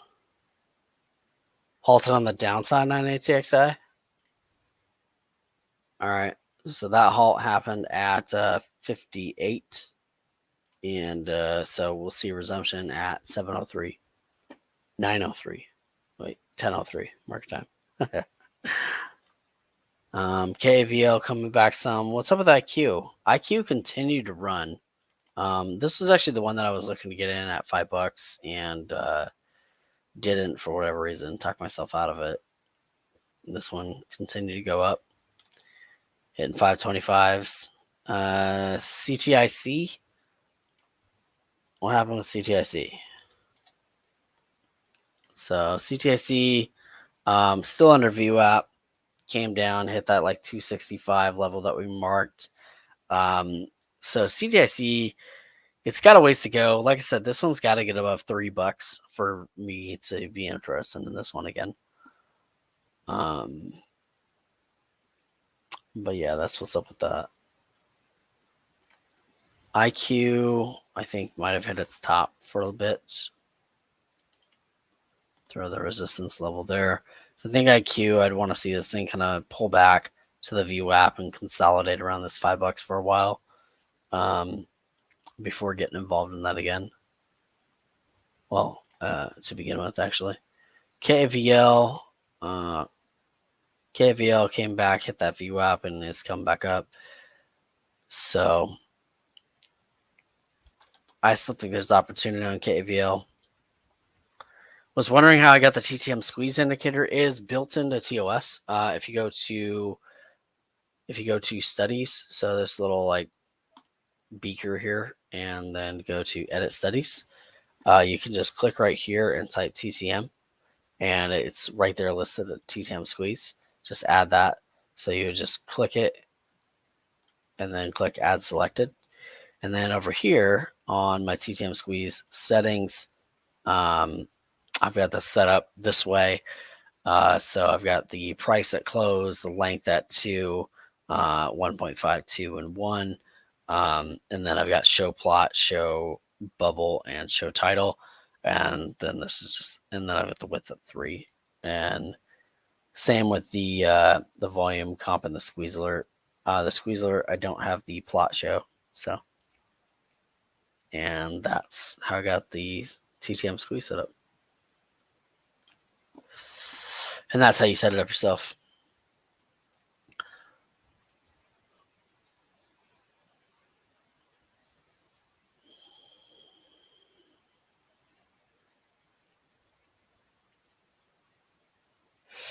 The question about subpennying on TOS, nope. And it's also $6.95 per over-the-counter buy trade. Really? I've actually not had a lot of those fees, but maybe I just got lucky. Riot Mara slipping. Yeah, Riot and Mara were they were kind of in a downtrend before the market opened. I don't know why that got messed up. They were kind of in a downtrend before the market opened, and these things just follow crypto. So FCEL also on a downtrend. Let's jump over to the gappers. So we've got CTIC trying to fight its way back, still on a downward trend. We've got KVL consolidating just above VWAP, which is actually what we like to see. I'd like to see this one consolidate before it breaks out again. So we got an ABCD pattern sort of forming on this one, but we have completely cooled off on the TTM. So as far as the sentiment goes, I think that we'll actually probably see this drop down a bit more, possibly to like the 325s, before it comes back, if it comes back. AREB hit above the VWAP, came right back down. What's this one? I've not looked at this one. BTU. So BTO got a nice rip. Started around $18, hit 19. It's pretty decent. GBS halted. So GBS. Yeah. This one I talked about this type of thing happening yesterday. Essentially, you've got this stock here, GBS or any of these other stocks, and they basically they're usually pretty inexpensive. So this one's only 87 cents. But if you look at this had like insanely low volume. And then all of a sudden, out of nowhere, it just gets this huge volume spike and this massive rip. And I'm not seeing any news on this thing. So this type of thing, I've seen this happen so many times where you'll see this massive volume come in and it'll just rip. And what that does is that gets retail traders involved in these things. And then after it rips, you'll see, whoever was able to drive that much volume, you'll see it just rip right back down and basically in my opinion, take advantage of a lot of people who got involved with it. CTIC did come back. It did hit over the Vwop. And like I said, $3 was the level that I wanted to see that hold on CTIC. CTIC had kind of a smaller float, if I remember correctly. Maybe it was it's not big, but it's not small. It's like 70 million. ATXI. What's up with ATXI right now? Oh. Jump over back to today. ATXI. Okay, so ATXI came back and then halted again. This one's going to be like halting all day long because 8 million share float. So essentially anytime it moves like a certain percentage, it's just going to keep halting. IQ is running up against that 525 area still. KVL still consolidating above Vwop. I'm going to take Riot and Mirror off because these just seem like they're in downtrends.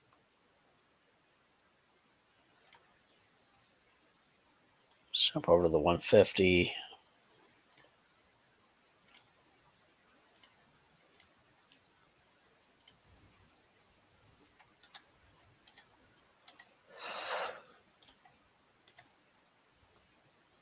So Hook ended up moving up, but it's just really, really small volume on it. ATSI price target $2 to $3. I mean, that'd be pretty insane.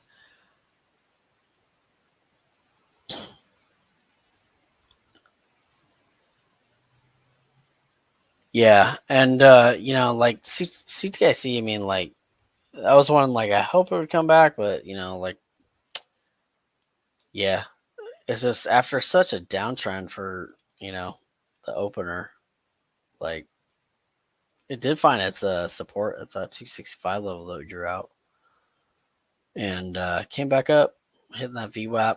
$3 I think is the biggest resistance point for CTIC. I think if it can hit over 3 and maintain its momentum, then yeah, this thing could probably hit up like 350, which would be great. Where are we at on here? 6, 8, 10. So we're going up by a factor of 2 on the TTM.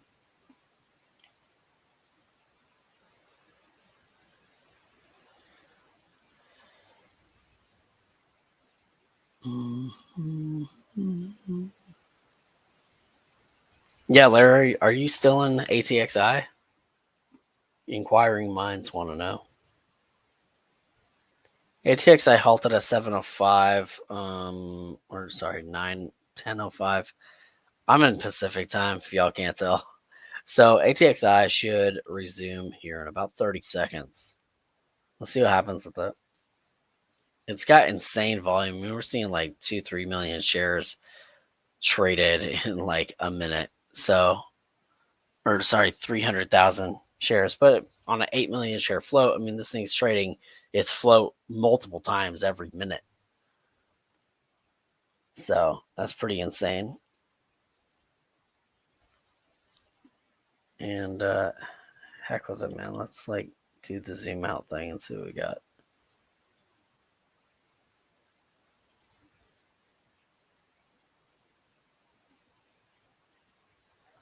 I will never compromise, even if it's popularized. So ATXI resuming right now.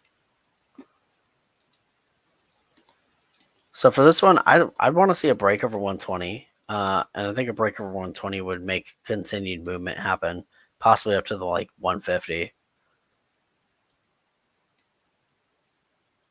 I'm not going to trust the TTM squeeze on this one just because it's so cheap and it's such a low float. So I'm not going to really trust the TTM squeeze too much on this one.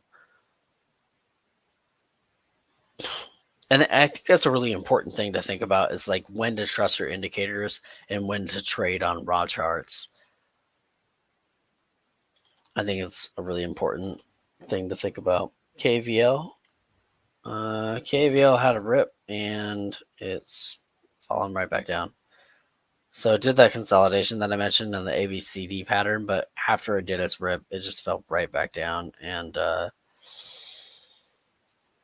but as far as the TTM is concerned, it is kind of consolidating, but I don't like this red candle on a high.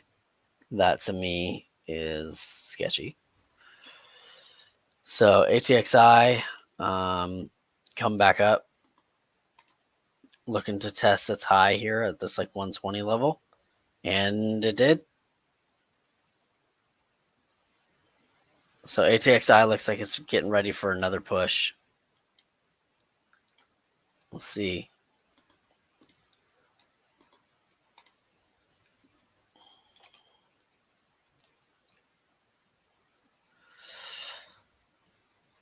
Pacific time zone takes commitment. Yeah, for sure, dude. Up at 4:30 in the morning, 5 o'clock.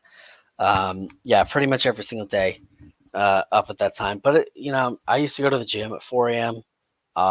Every day. And that was, to me, it's actually nice. It's not loud here. I live in the Seattle area. So, like, traffic is like stacked up at 4:30, 5 o'clock in the morning.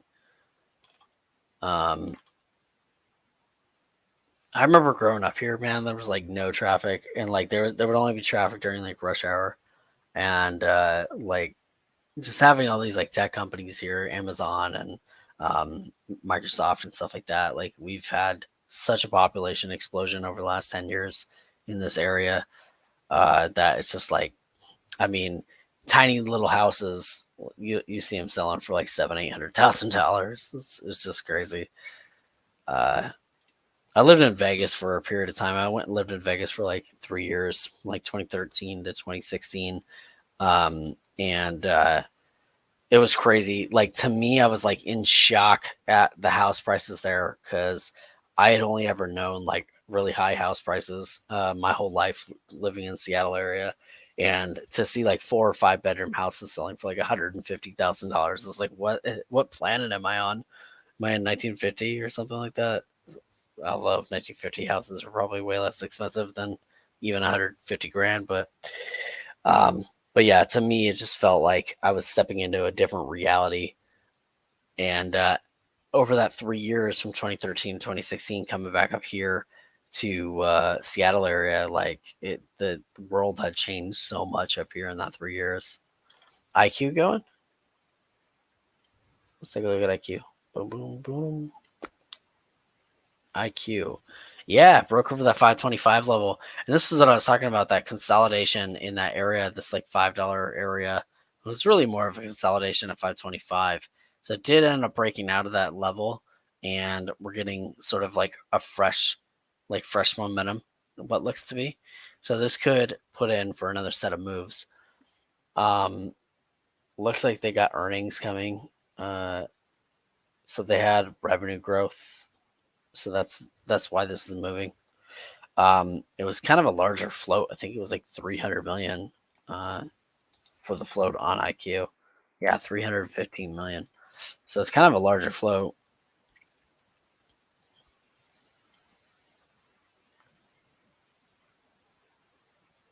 Hey, I'm sorry, Playmaker. You start work at 3 a.m. Pacific, 6 a.m. Eastern. But, you know, it's just part of the jam of life, I guess. The PNW is beautiful. The PNW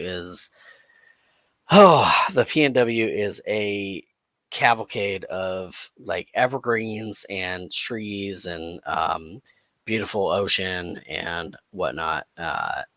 But sometimes like I can get lost in the beauty and just like it almost like pulls my heart out because it's so beautiful here. But one thing that was really, really dope about Washington that a lot of people don't realize is that we have like a ton of different climates here in Washington. So like we've got sort of the Seattle PNW rain, you know, that you see in all the movies and stuff like that. Then we've got like the mountain zones, and then we've got the beaches, like the beach zones and whatnot. But then on the east side of the state, we've got a desert, like a hot desert, and we've got what is technically classified as steppes, but it's mostly like farming over there. And it's really, really cool because there's all these sand dunes and places you can go ride quads and or ATVs, whatever. So on the east side of the state, there's a lot going on in terms of like recreation. Specifically, I love the desert over there, like Moses Lake, one of my favorite places on earth. KVL fell down. That's why I was saying with this high on the red candle, that to me was, you know, kind of alarming on KVL. So I'm glad I got out of it. I could have got out with a very tiny profit, but not much. Excuse me.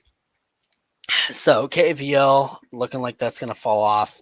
IQ looking pretty decent, actually. Looks like a decent op here on IQ.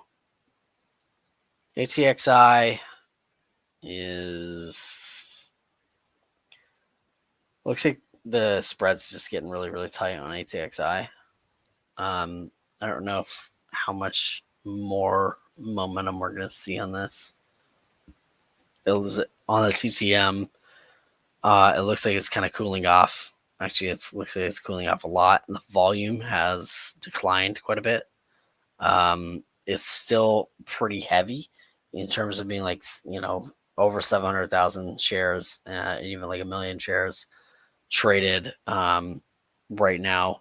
And you got to imagine this thing's 8 million share float. So this thing's trading its share, you know, its entire float of the company multiple times every minute. KVL looking done, at least for now.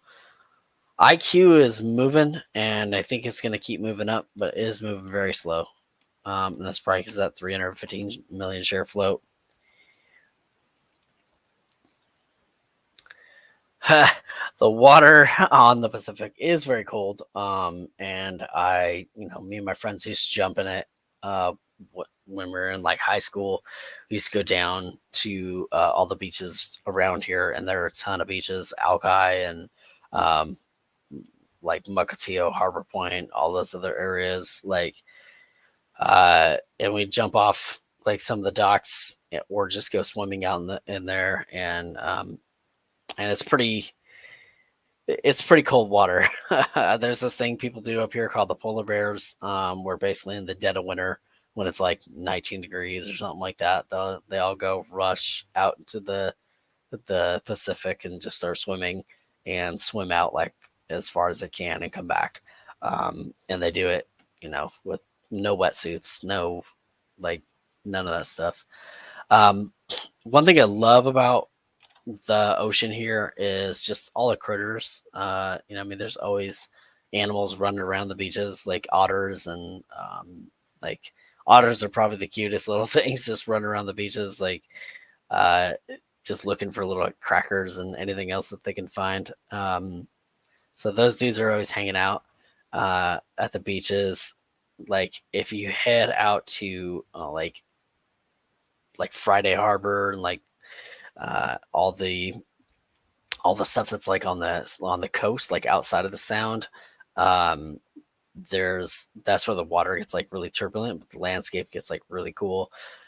The water gets really, really turbulent out there, so you can't even like swim out there. But that's where a lot of the critters are running around too, which is really, really, really interesting. IQ still pushing. I'm not really getting involved in any trades. There's just nothing that really fits. FCEL came up. FCL ripped up quite a bit. So this one had dropped down all the way down to like 590, and it's back up at 619. FCEL looking good. Just got this like fresh rip over Vwop. Excuse me. And then this bounce off of $6. Moving on up. ATXI, looking like we're going to see a sell-off here shortly. And we've already seen some sell-off here from this like $1.20 level. We saw this this like $1.20 hit again. But after the TTM falling back down, now we're seeing TTM switch to red. We are just about to see the 26 cross over to 12. The 9 is below the 12. So we're definitely seeing a downward trend forming on ATXI. It's still currently above the Vwop, but unless something begins to shift with the momentum on this thing, right now it's turning into a downward trend on ATXI, at least from my perspective. What do you guys think?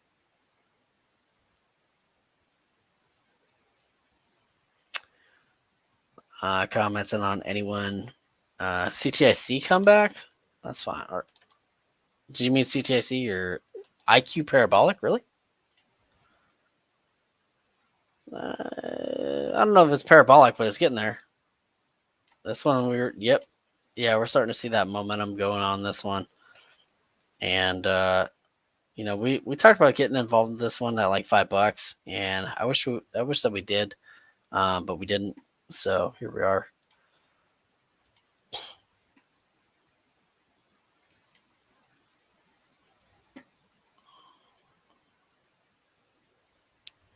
Let's see. What are we thinking? Maybe like 20 shares. This is like back at that high of the day thing that I don't tend to do. But it is moving.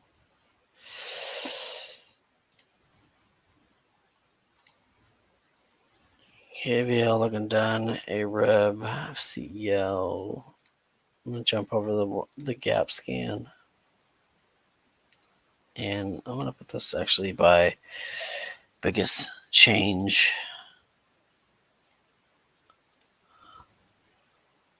So CTIC, like I said, I really needed CTIC to hit $3 in order for me to want to get into that one.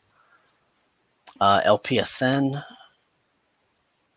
very small, like very low volume, but good gap.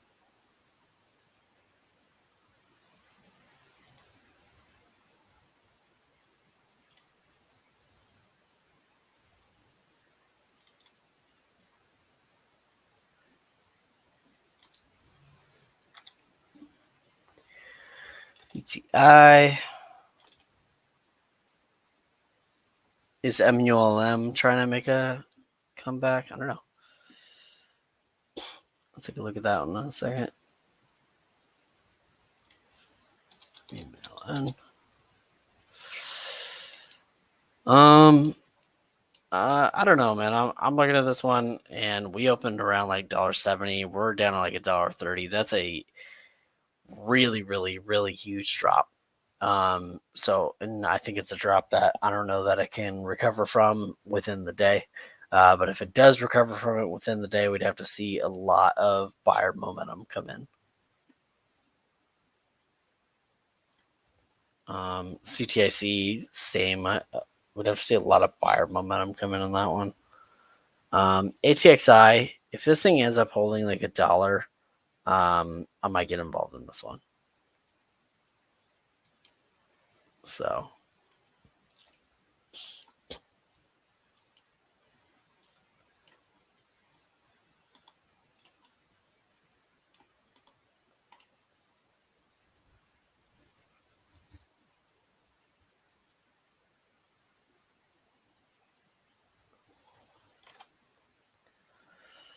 Oxy running. Yo, you're up 10K, dude. Crazy. I'm not up 10K. I wish I was. So ATXI looking like a possible crossover.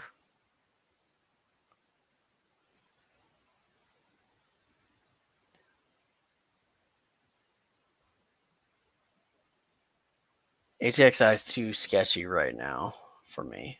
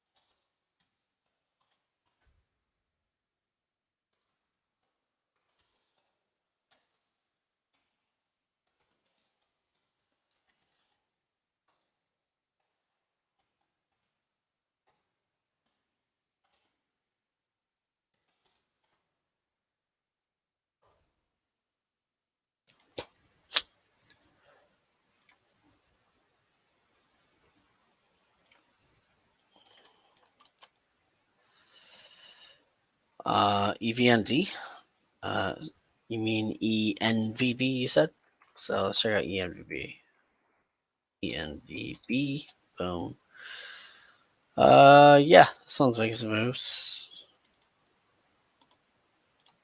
Top at 42.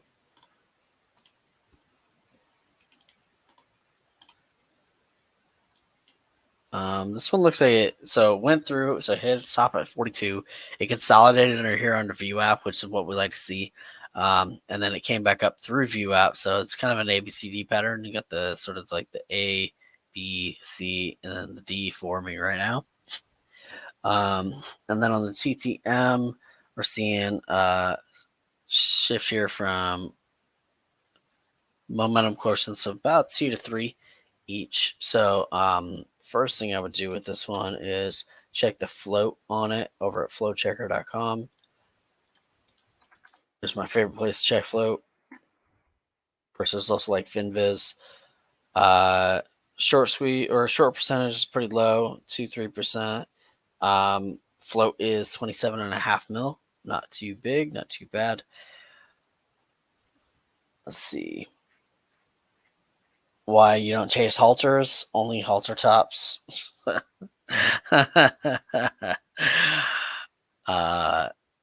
Put options or call options. I don't know. Don't trade options. Someone else will have to answer you. You have 3 rescue ferrets. Yeah, otters are like, I don't know, man. They're crazy, crazy cute. So I had a performance auto parts store on Alki Beach in Seattle. Probably one of my favorite places, my favorite offices that I've ever had for sure. And there was this little otter that would come and visit me every couple of days. And this dude was so cool. He would come and he'd like hang out on my little back porch.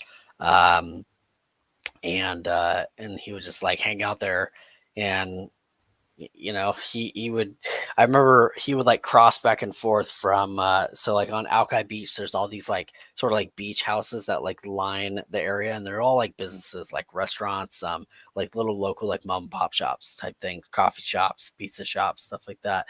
And this otter would run back and forth between the ocean and all those little shops, and they're right there on the water. So it's basically like the ocean, sand, and then a little boardwalk and a street, and then it's all the businesses.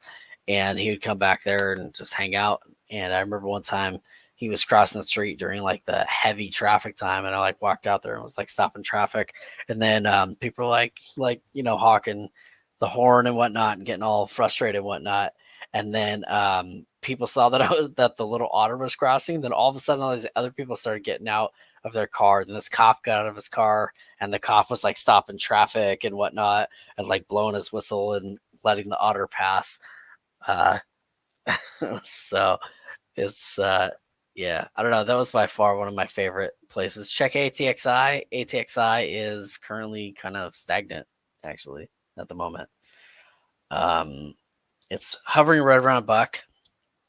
I want to see ATXI begin to cross over on the indicators here and stack up on the TCM. But ATXI still, I believe, has some momentum to move. And I think we could still see some big price movements on this thing. It's hanging out at $1. And if this dollar area gets bought up, then, I think it'll run. I think it'll have an opportunity to run anyway. I'm going to check in on IQ because that one was going pretty cray-cray. So IQ hit 562. And it still keeps putting in new highs. It's just very slow moving, but still putting in highs.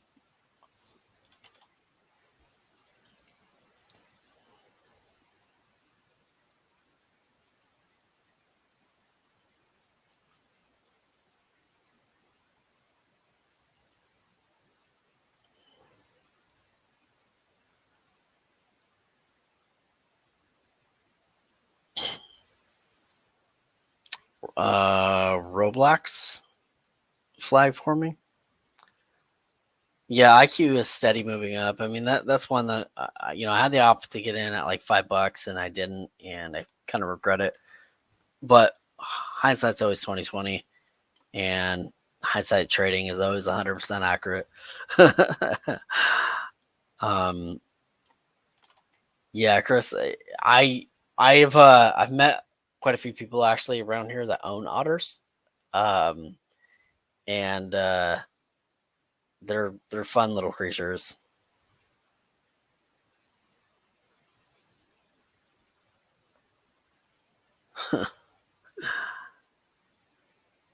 But I think they're a little mischievous, no joke.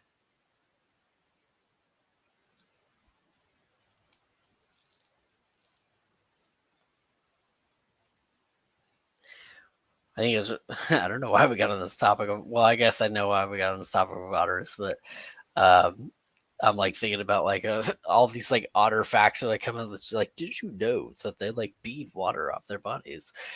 Oxy still breaking highs. What's up with Oxy? I use Oxy on my laundry. Yeah, Oxy's moving. Down here at like 46, breaking over to 47. So Oxy's definitely putting in work. IQ continuing to break highs. ATXI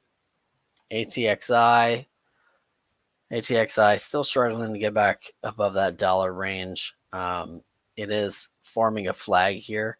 We can see that sort of like this long flag that's been forming. I'm going to jump out to a 5-minute chart on IQ. See what we got going on here.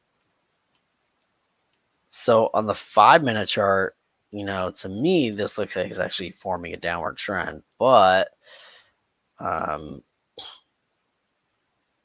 I guess we'd have to see if it can break over like a $1, and really, I guess breaking over this like $1.08 area. I think would be big for this one, and we might see another price increase with it. But right now, I want to see the 1226 crossover and the 9 on top, the 9 EMA.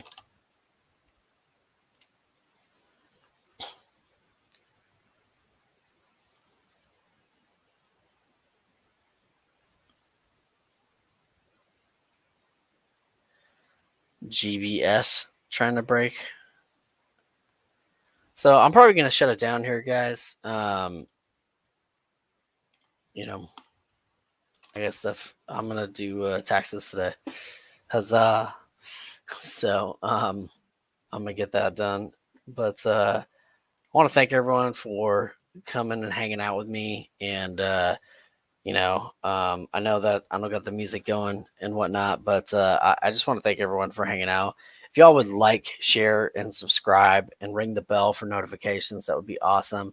Also, too, like if you guys are interested in trading cryptocurrency, me and John together run a channel called Beginner Crypto, and we are expanding on that channel each and every week. And we've been putting out new content to help people understand the crypto landscape.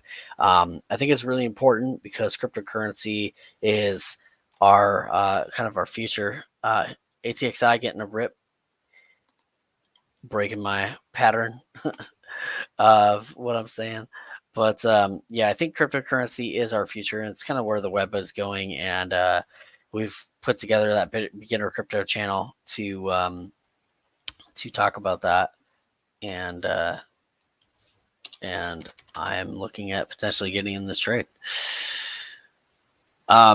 So Big Ed is one of the sponsors of that channel or of this channel. And if y'all are trading cryptocurrency, you guys check out Big Ed. There should be a link in the description, but checking out Big Ed, I mean, it's a great way to trade cryptocurrency. They offer margin there, and then also subscribing to our Beginner Crypto channel. So everyone smash the like button on your way out. Yeah, exactly, guys. And I want to thank everyone. Don't forget to check out Bicket. Yep, exactly. So, in fact, I might even drop a link here for Bicket in the chat so y'all can check that out. So I'm just gonna grab it here real fast. Boom. So I'm going to copy that, and then I'm going to drop this in the chat here. So this link actually for Bicket, this actually supports both John and me. So that's one thing that's really awesome about working with John on Beginner Crypto. This, if you guys happen to check out Bicket, this will end up supporting either John or myself. It's just on a rotator, so it rotates between his link and my own. And y'all can check that out. One thing that's really cool about Bicket that's actually really rare is that they allow you to trade with margin on cryptocurrency, and that's not something that I've seen. That I've have a lot of cryptocurrency exchanges. A lot of them don't allow you to trade on margin. So obviously be careful, but they do allow you to trade up to 125x on margin.